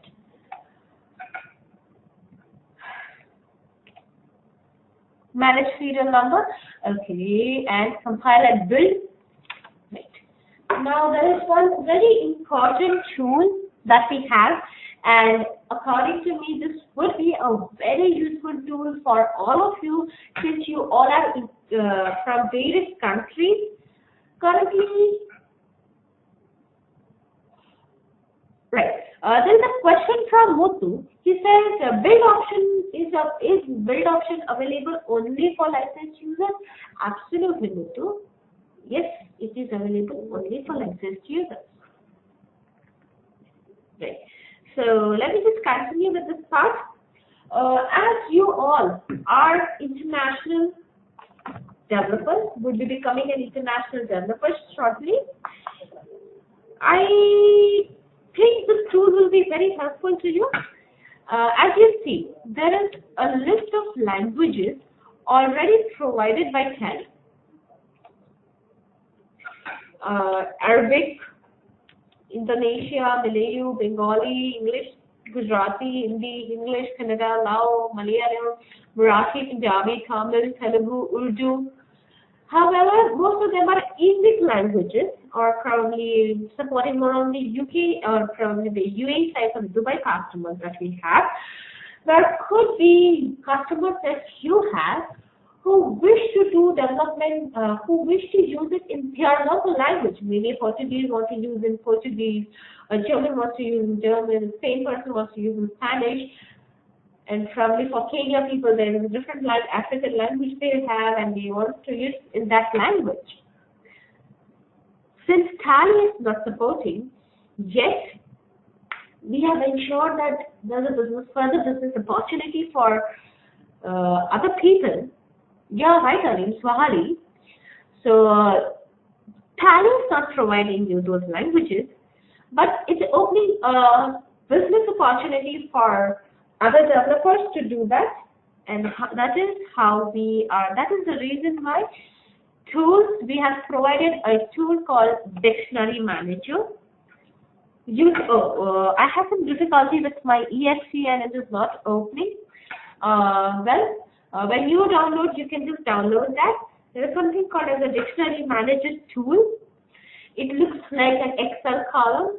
One side is a strings in English. It will give you a second column wherein you can type in the language you require, your code, your strings, save it, compile it as a dictionary file, and you can again compile it for a particular serial number.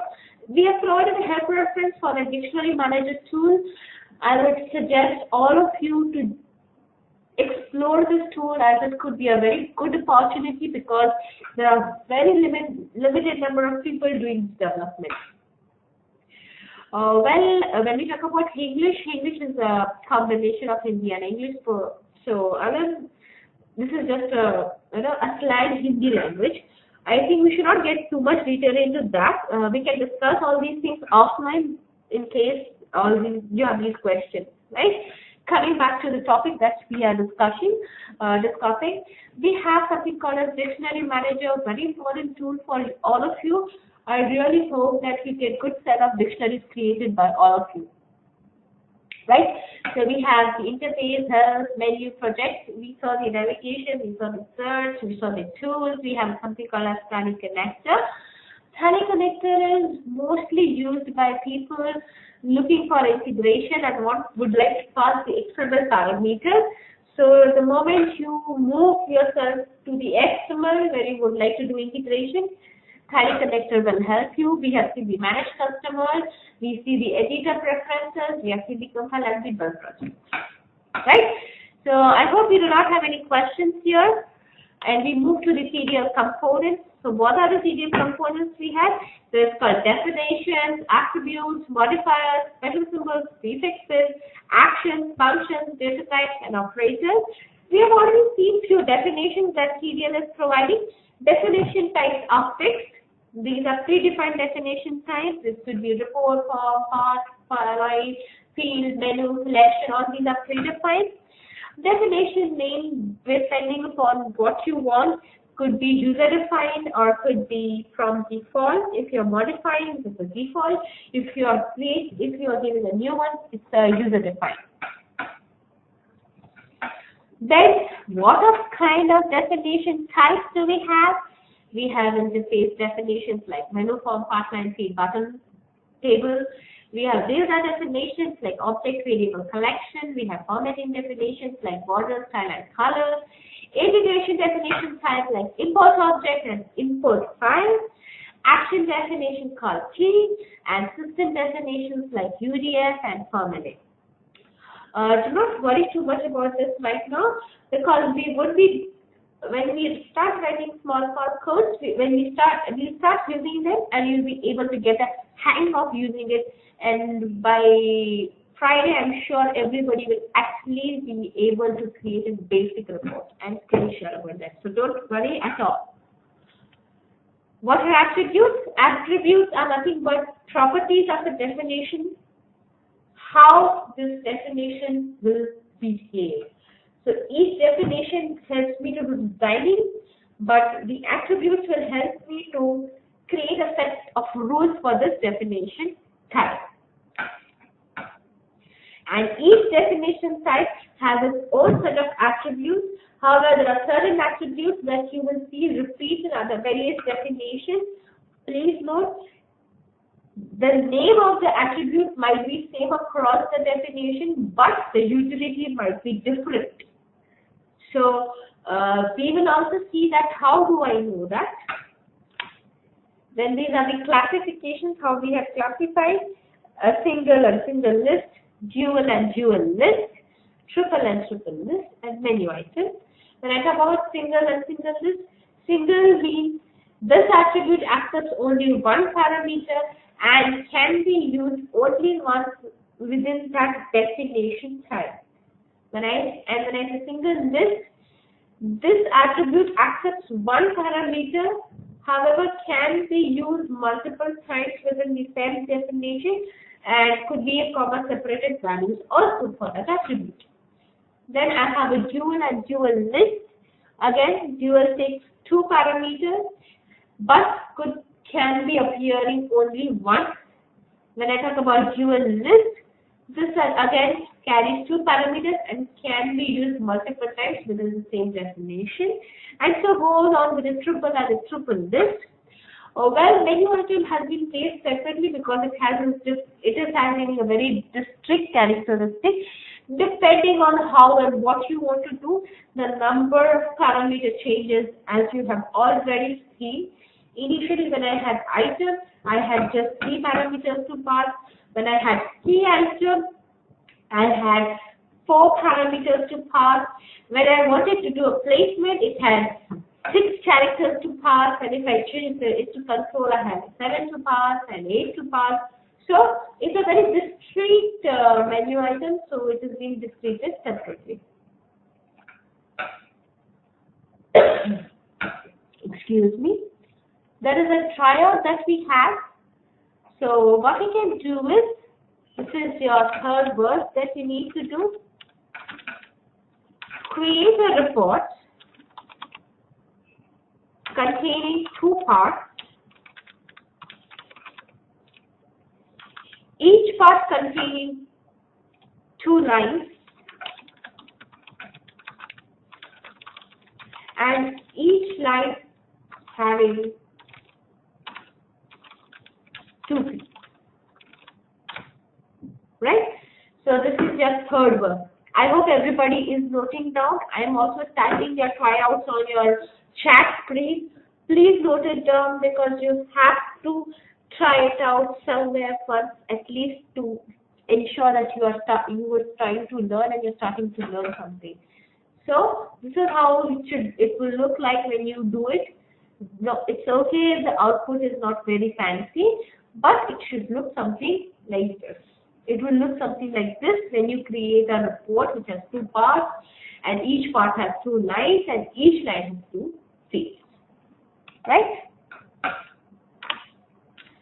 Some common attributes that these definitions that we will use will have. Report will generally have a form, at least have a form and title. Form will at least have parts and bottom parts. Parts can have parts and lines. Line can have field and repeat. A little confusion here.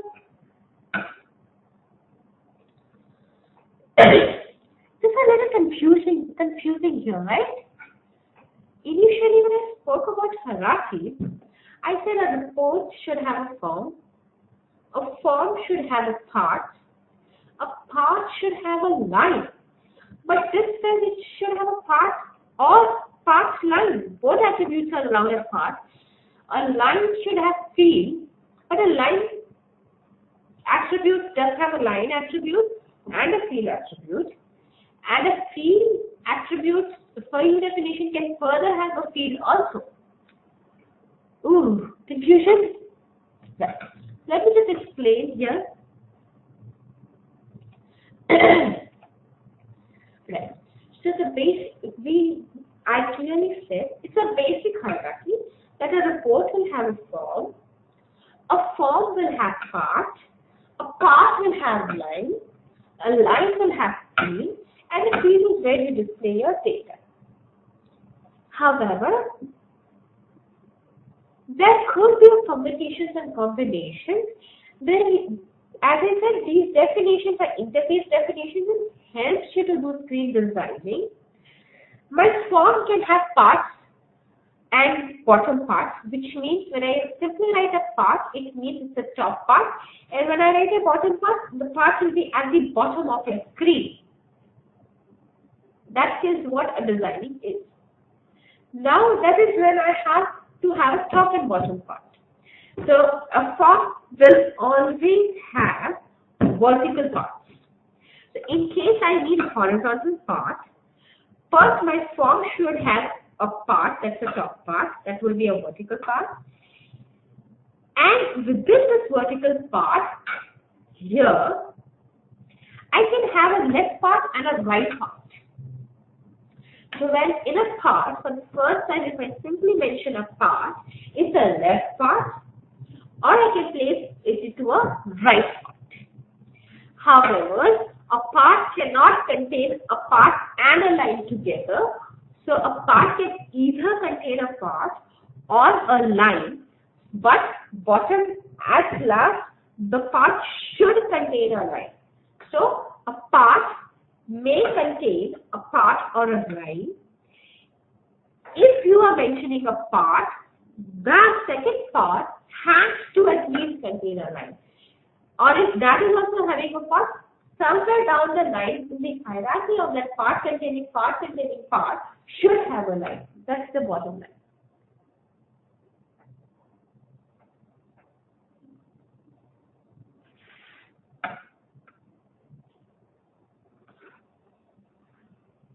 Right? Similarly, at the line level, line may contain further lines or fields. Finally, it should contain fields. Same way with the field. The field may contain fields or set as.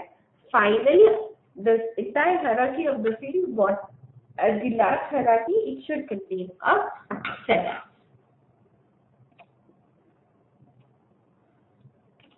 I hope I am clear.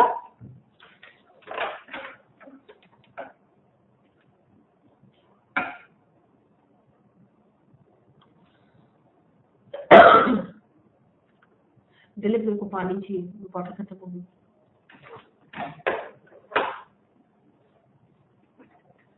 I hope I'm clear.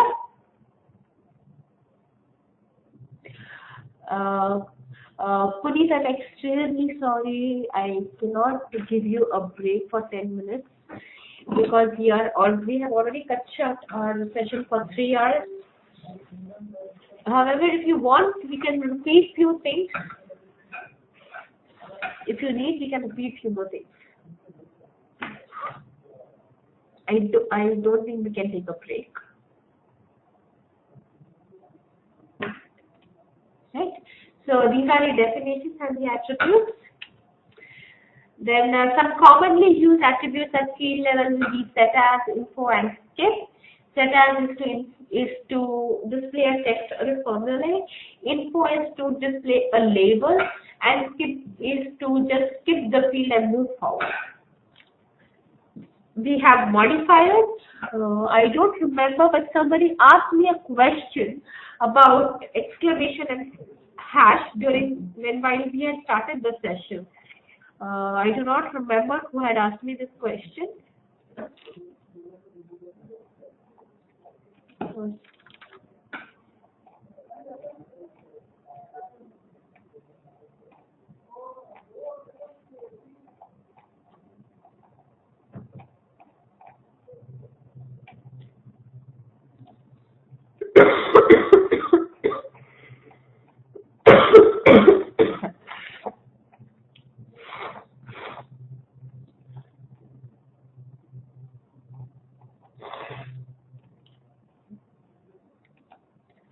I think, Krishna, you had asked me a question about the special characters that we have at the beginning of the definition, if I am not wrong.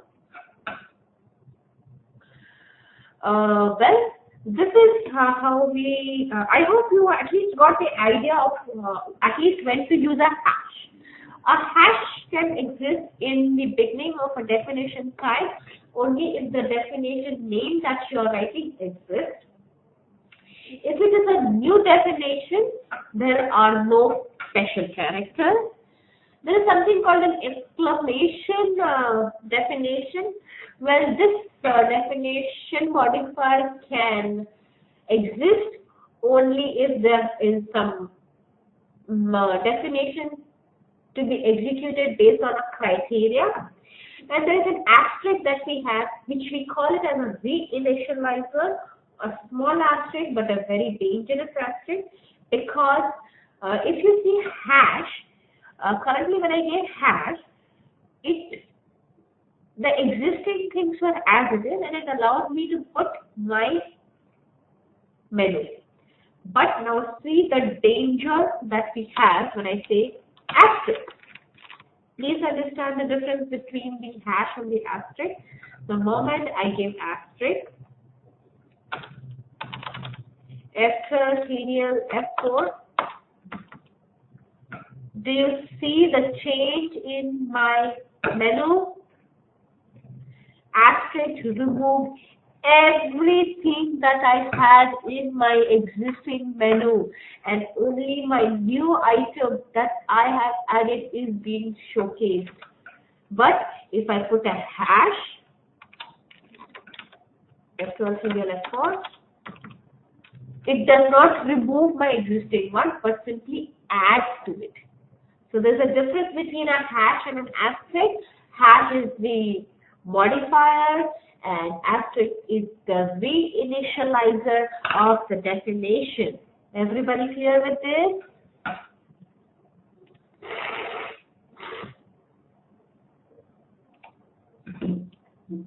And then we have some attribute modifiers, something called as use, add, delete, replace, local, option, and switch. Do not worry about the exclamation. When we are going to use this is when you will be able to understand exactly when we are why we should use it. But you need to just remember that only when a definition has to be executed based on a condition, and that if the definition is on a condition, then it is prefixed with an exclamation, right? Then we have something called as attribute modifiers like use, add, delete, replace, local, option, and switch. Again, do not worry about that. We will be doing them in detail.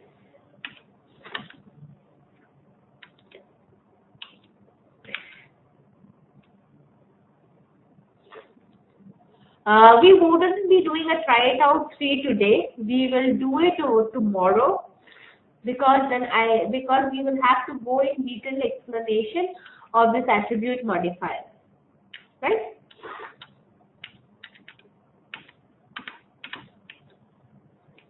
Then we have something called as special symbols.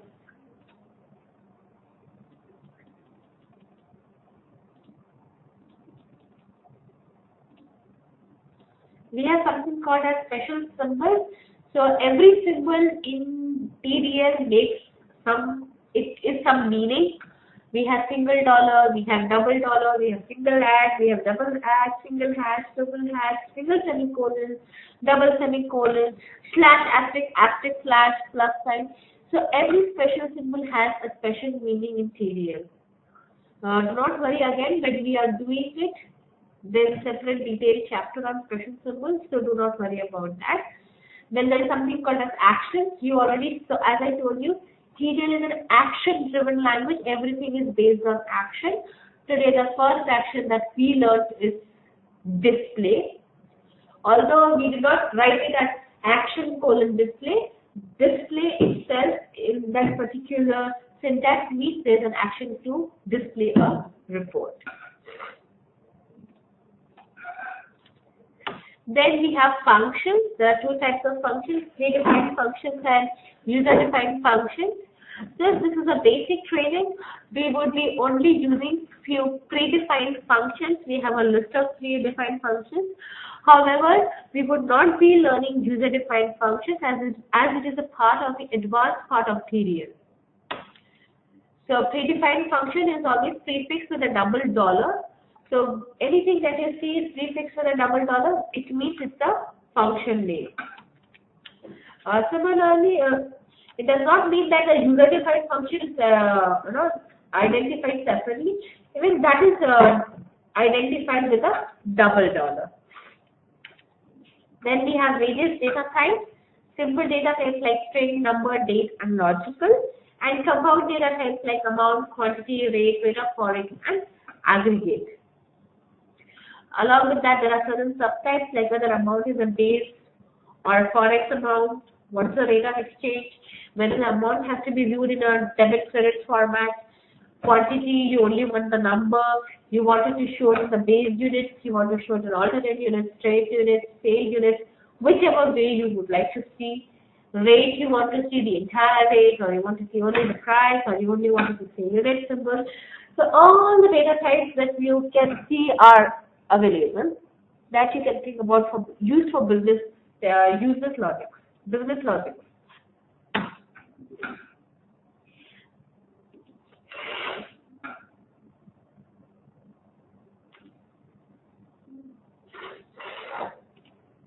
We have operators.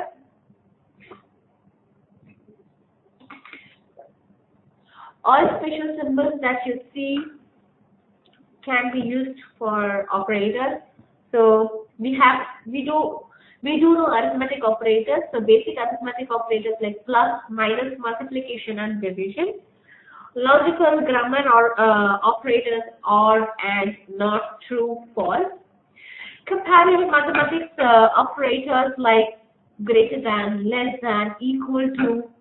This means not equal to, contains, in. These are for numbers, and this is for the strings like in, null, between, and, like.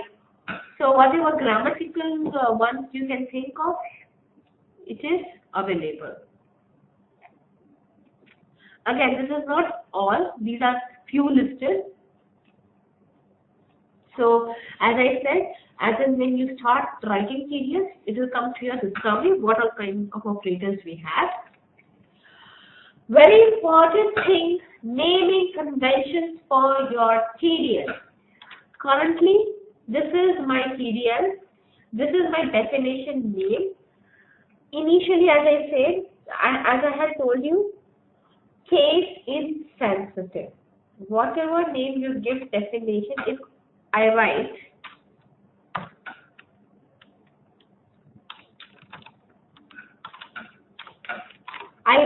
this, still it will trigger to this. So it is case insensitive. Even if I give a space here, still it will trigger that. So it is space insensitive. Special characters are not allowed because we have already gone through some special characters. Each special character has its meaning: single dollar, double dollar, hash, single hash, everything. So no special characters are allowed. You saw when we gave this without a hash, we got an error, duplication of name. It can contain number. It can contain number, but cannot begin with a number. This cannot begin with a number. Yeah. Although it triggers when I try to compare. See? Cannot begin with a number. Does not give error, but when you compile, it displays you the error. And keywords cannot be used. So key item is a keyword. You cannot use the exact word key item. You can use something called as keys item or key items that can be used. But the other keywords like key item, add, or the exact keywords like add, before, blank, all those special words cannot be used. It can be having some suffix like prefix with s or and or adding. Those kind of things are allowed, but exact word called add is not allowed. Right? Yes, you can now start giving me your questions.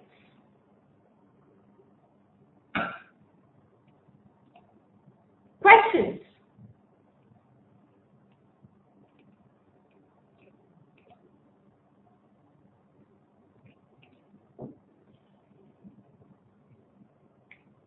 Yes, Joseph, please let me know your question. I will unmute you.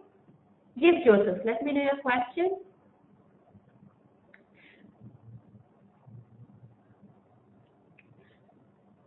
Okay, I think, Joseph, I cannot hear you. You need to type out your question. Yes, Alice, you have a question? Please tell me.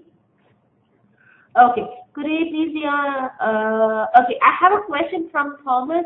Can I get a copy of presentation? Thomas, giving a presentation is a little difficult. However, I will ensure that we at least be able to share you the recorded session. Right. Next question from Jackson. TDL file creation error. How to troubleshoot?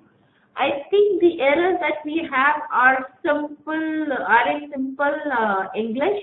So when you double click on it, it reaches there. It says the description name contains invalid characters. So obviously, I have already given you the rules how it should be. So you should remove it. Right. There is a question from Salish. How did you select attach LOC? Salish, it's not attach LOC select. I haven't selected it. You need to say copy it. I have gone to this menu, control click on my gateway of Tally. It lists out wherever a gateway of Tally is available. I clicked on it. I scrolled down further. I saw it is showing me attach LOC and it is having a shortcut key called Q. So I copied it from here and I pasted here. That's it. Yes, Shamir, the question from where can I get the video? Shamir, okay, well, I will let you know once I save the recorded session and I get a location to paste it. I will ensure that I forward you the link.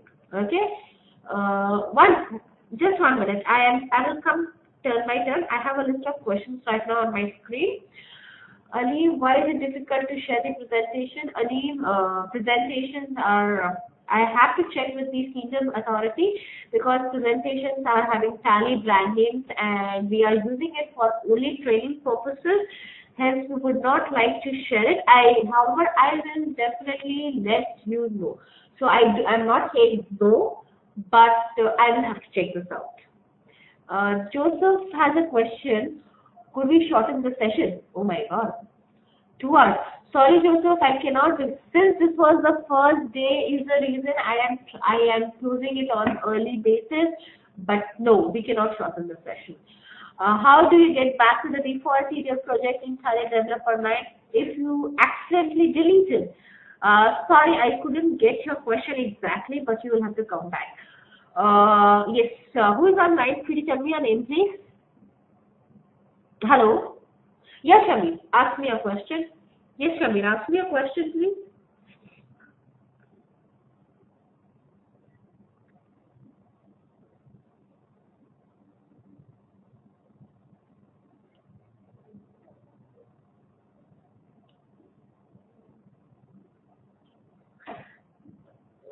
Right. Samir has a question. He says if my Tally developer is of release 4.5 and my customer is using release 4.9, will my TCP work? Shamir, is that the question? Right. Samir, it does not matter what Tally developer version you are using. The editor is, we only keep enhancing the editor for syntax purposes or some compilation. So it is just we are trying to beautify the editor to make the work of a developer simpler in every build of Tally Developer 9. So it does not matter how much or what release of Tally your customer is using. Only thing is, if you use a low version of Tally Developer, there are certain benefits you are using on the features that we have given.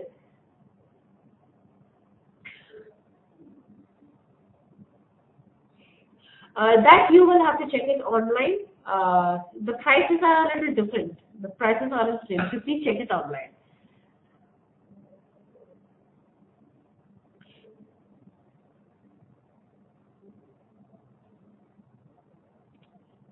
The difference between the evaluation, one very important thing that I would like to share with you people. It has been my mistake that I sent you to download an evaluation version, but evaluation version for internationally is not available. So you will have to download an education version which will have no serial number. So the difference between an education version and the license version will be you cannot compile a TCP file and you cannot check for errors. TXT file, yes, it is allowed. Yes. Jackson, as I said, yes, I will be sharing the recorded sessions of the trainings. Share us the recording of Tally trainings. I am extremely sorry, Jackson, I have no idea about the Tally trainings. Rachna, just one. Yes, Shabir?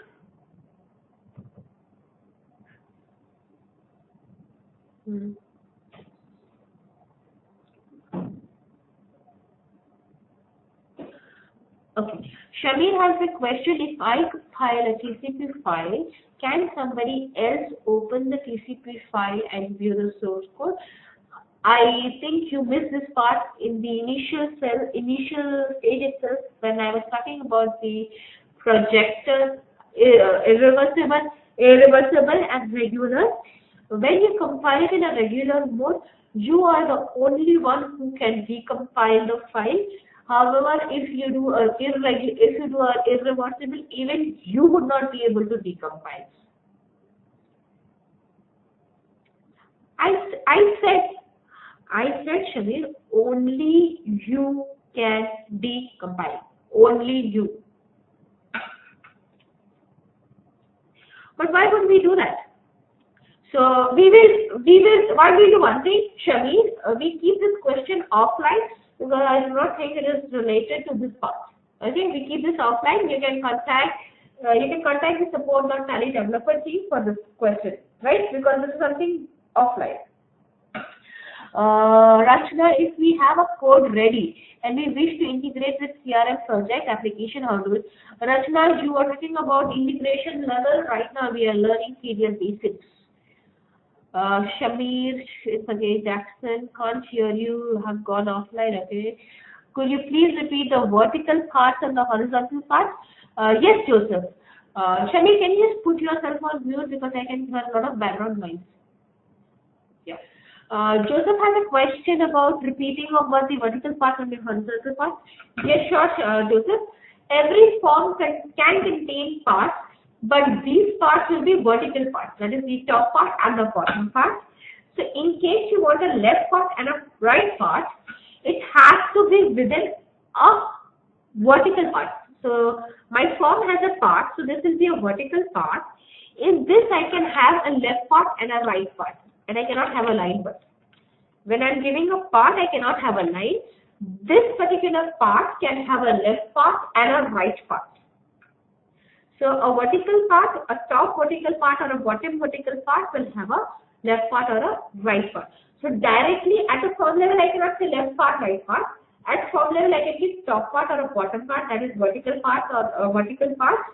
And if I want a left part and a right part, I have to give a part at form, which will be by default be a top part, and then it can become a left part and a right part, that is horizontal part. Okay, Krishna, will TDL syntaxes be same with the upcoming versions of Tally? Krishna, this is a very sensitive question. However, I'll give you a very brief answer, a very summarized answer to this. Since Tally version 4.5 till date, all the TDL backward compatibility has been done. Future I cannot tell, but till date we haven't done that. We haven't removed the syntaxes and given a new syntaxes, but yes, backward compatibilities for all the versions from version 4.0.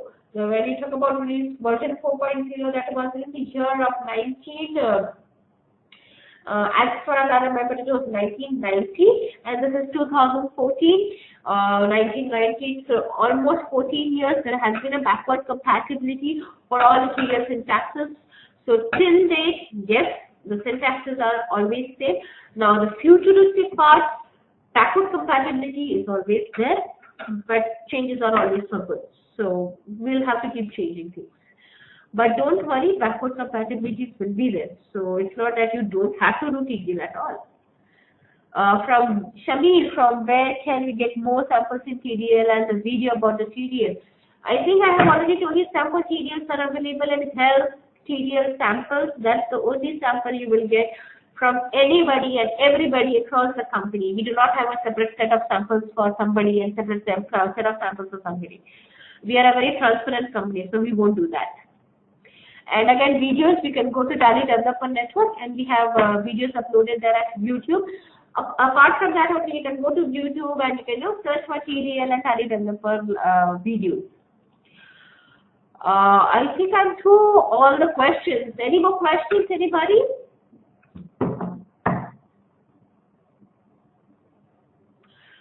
Shamir, yes, Shamir?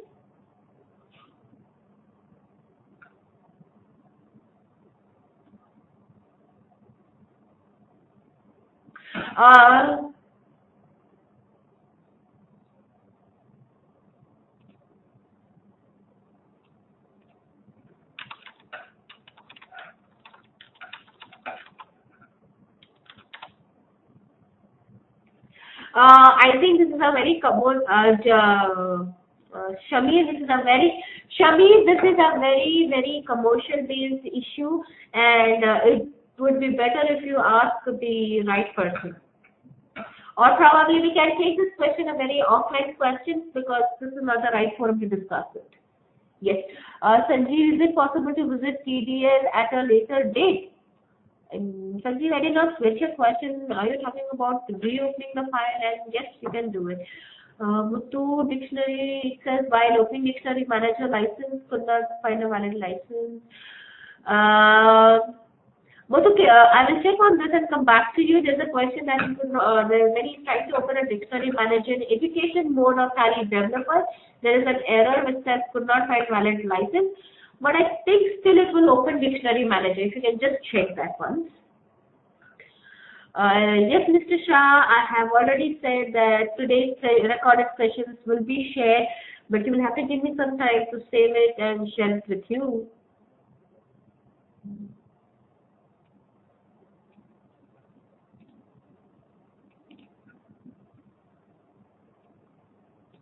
Yes, any further questions?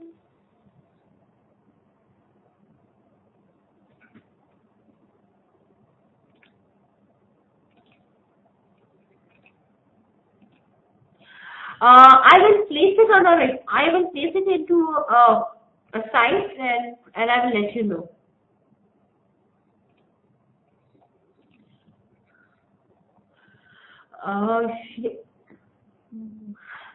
I will just check where I can get it placed and share it with you.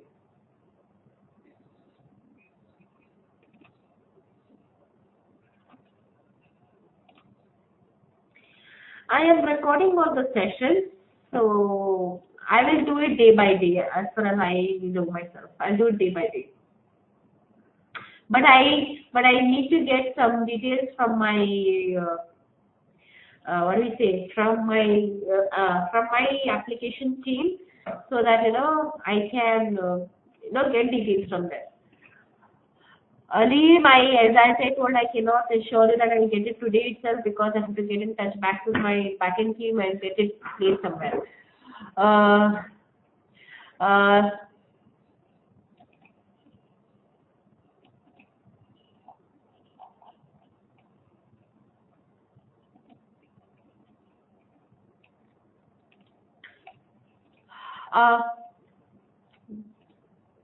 Right.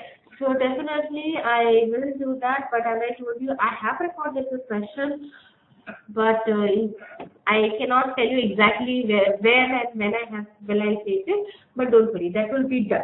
Okay? Right.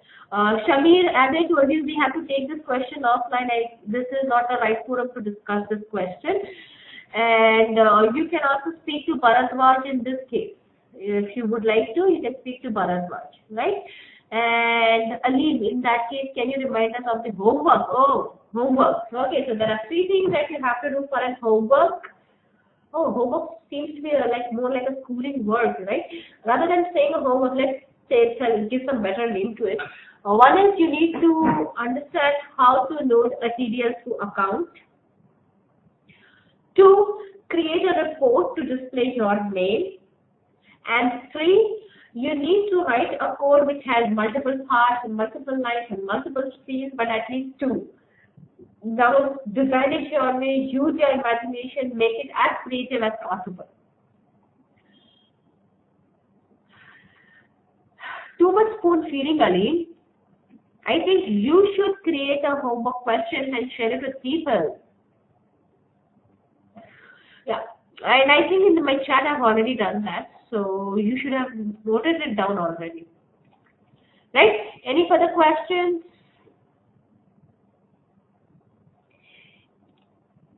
Yes, Sanjeev? There is a question you have?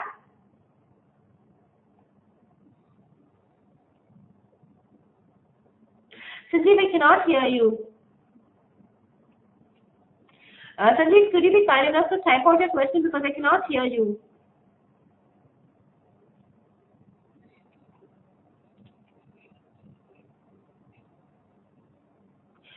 Why are you so centric on just learning the invoice customization part?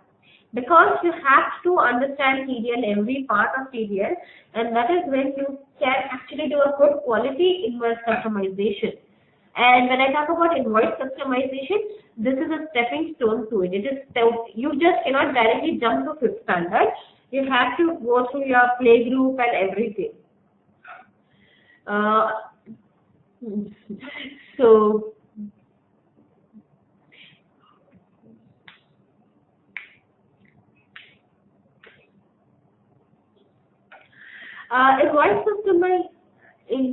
invoice customization is something very basic. I think that's why they are learning TDL.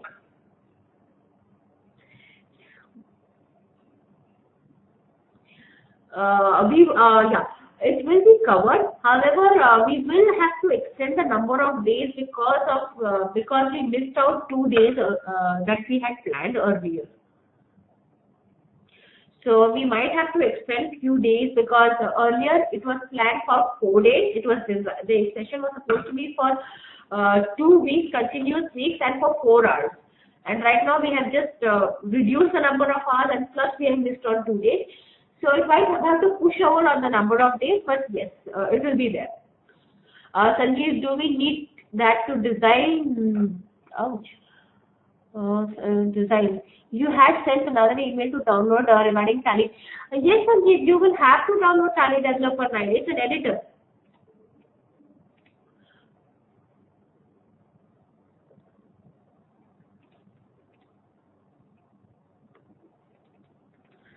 Muthu, yes. Who's this? Yes. Yes, Jackson.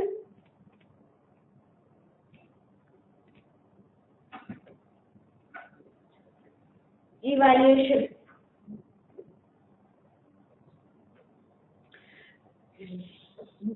Right. There is a question Jackson is asking about the evaluation license. As I said, it's my mistake. Actually, currently, evaluation license for international partners for international developers are not so available. Hence, you will have to download the education version to do practices. However, if you want, you can procure a license, because if you have already planned whatsoever happens, you will jump into the school, procure a license. And anyways, it's a TLS, so the product cost is 0 and it will be a TLS. So whatever price you pay today, it will be an annual price.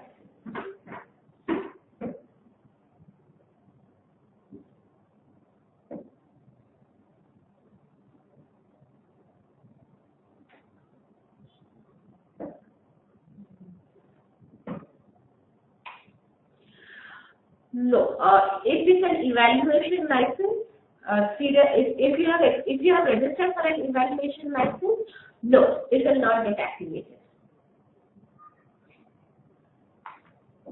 Absolutely, you will get an error. Education version, we don't provide any serial or key, so you either procure it or either you work with education version without a serial number. Right. So we are through with the questions of everybody? Yes, no, what? Right? So shall we close for the day? And people requiring break for within 3 hours session, please ensure that you clear up all your breaks before we start the session, or keep things pending after the session. We cannot go for breaks. Same time, same number of hours. Probably actually today we are winding up 15 minutes early, but then tomorrow it is definitely up till 6 o'clock. I mean 6 o'clock according to Indian Standard Time.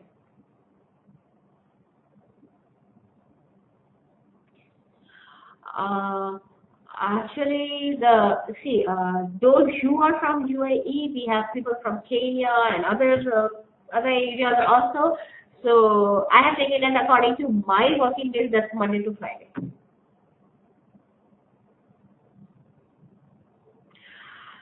Unfortunately, yes, you will have to make yourself available. Monday, yes, Monday. Right? For everybody, just to let you know, we have missed on some days and hours already, so we might have to extend it further. So I hope this is absolutely okay with everybody, right?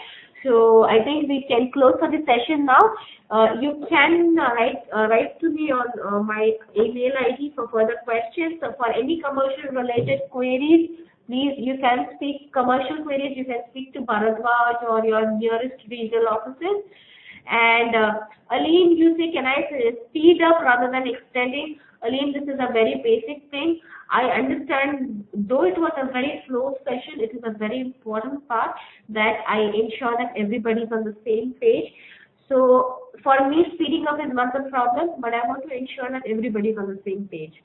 So in case you feel that it is a little slow, I will try to speed up, but I cannot move further if people do not understand the basics.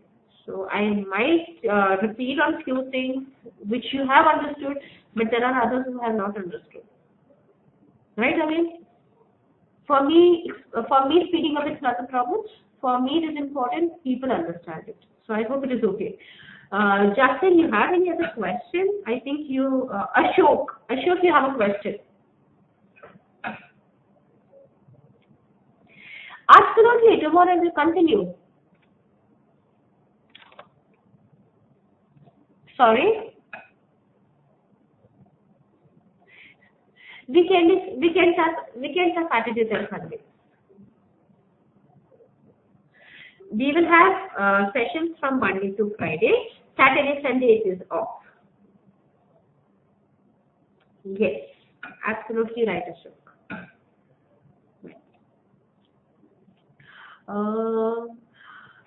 Aleem, I understand you still have a problem with the pace. Things will go I'll try to speed up.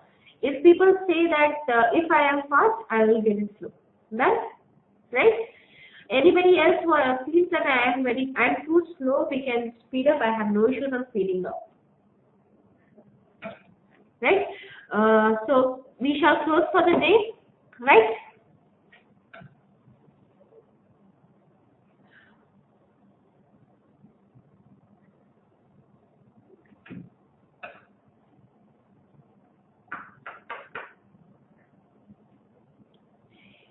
Right?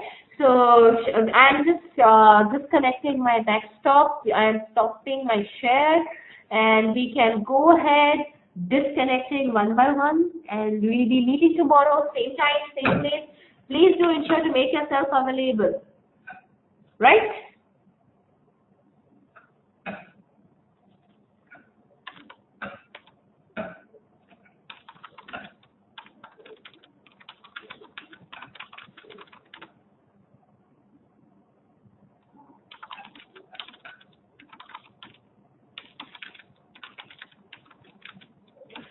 Bye everyone. Have a nice day.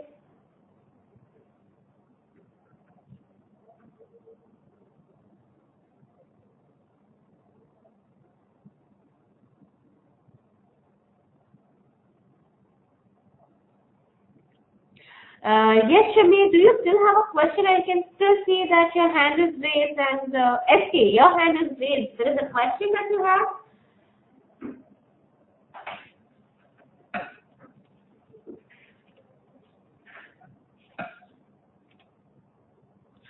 Actually, in here we work from Monday to Friday, so it gets a little difficult for me to get it on Saturday.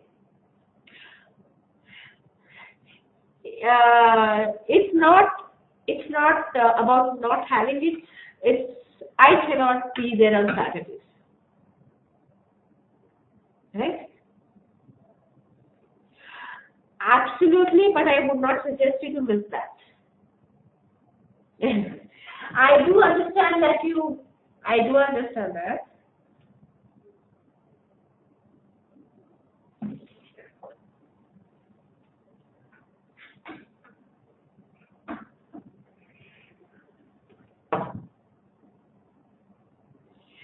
Definitely, SK. But you see, the timings that I have kept, it is suiting more or less because I have to look Saudi, Kenya. I have a person joining from Canada, so I have to look at this also. So change in time, even if I change a little late or a little early, it will disturb other people's schedule. So don't worry, I will definitely provide you a recorded session. But I really hope if you can join in live, it will be very good. Right? Right. Thank you.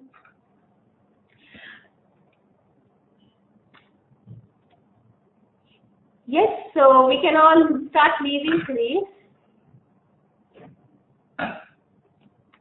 Timings are same, 3 to 6, Monday to Friday.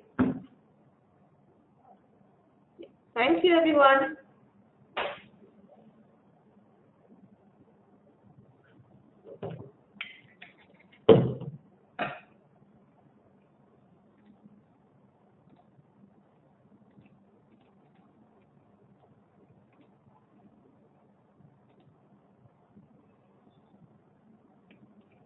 Please start leaving the session.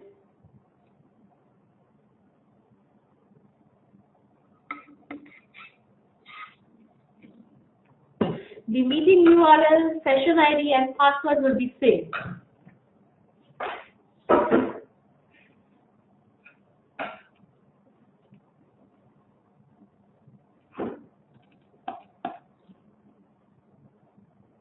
Thank you, Muthu. Have a nice day.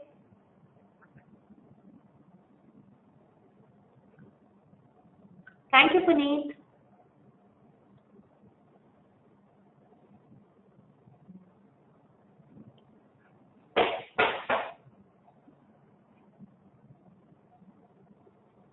Thank you, Santil.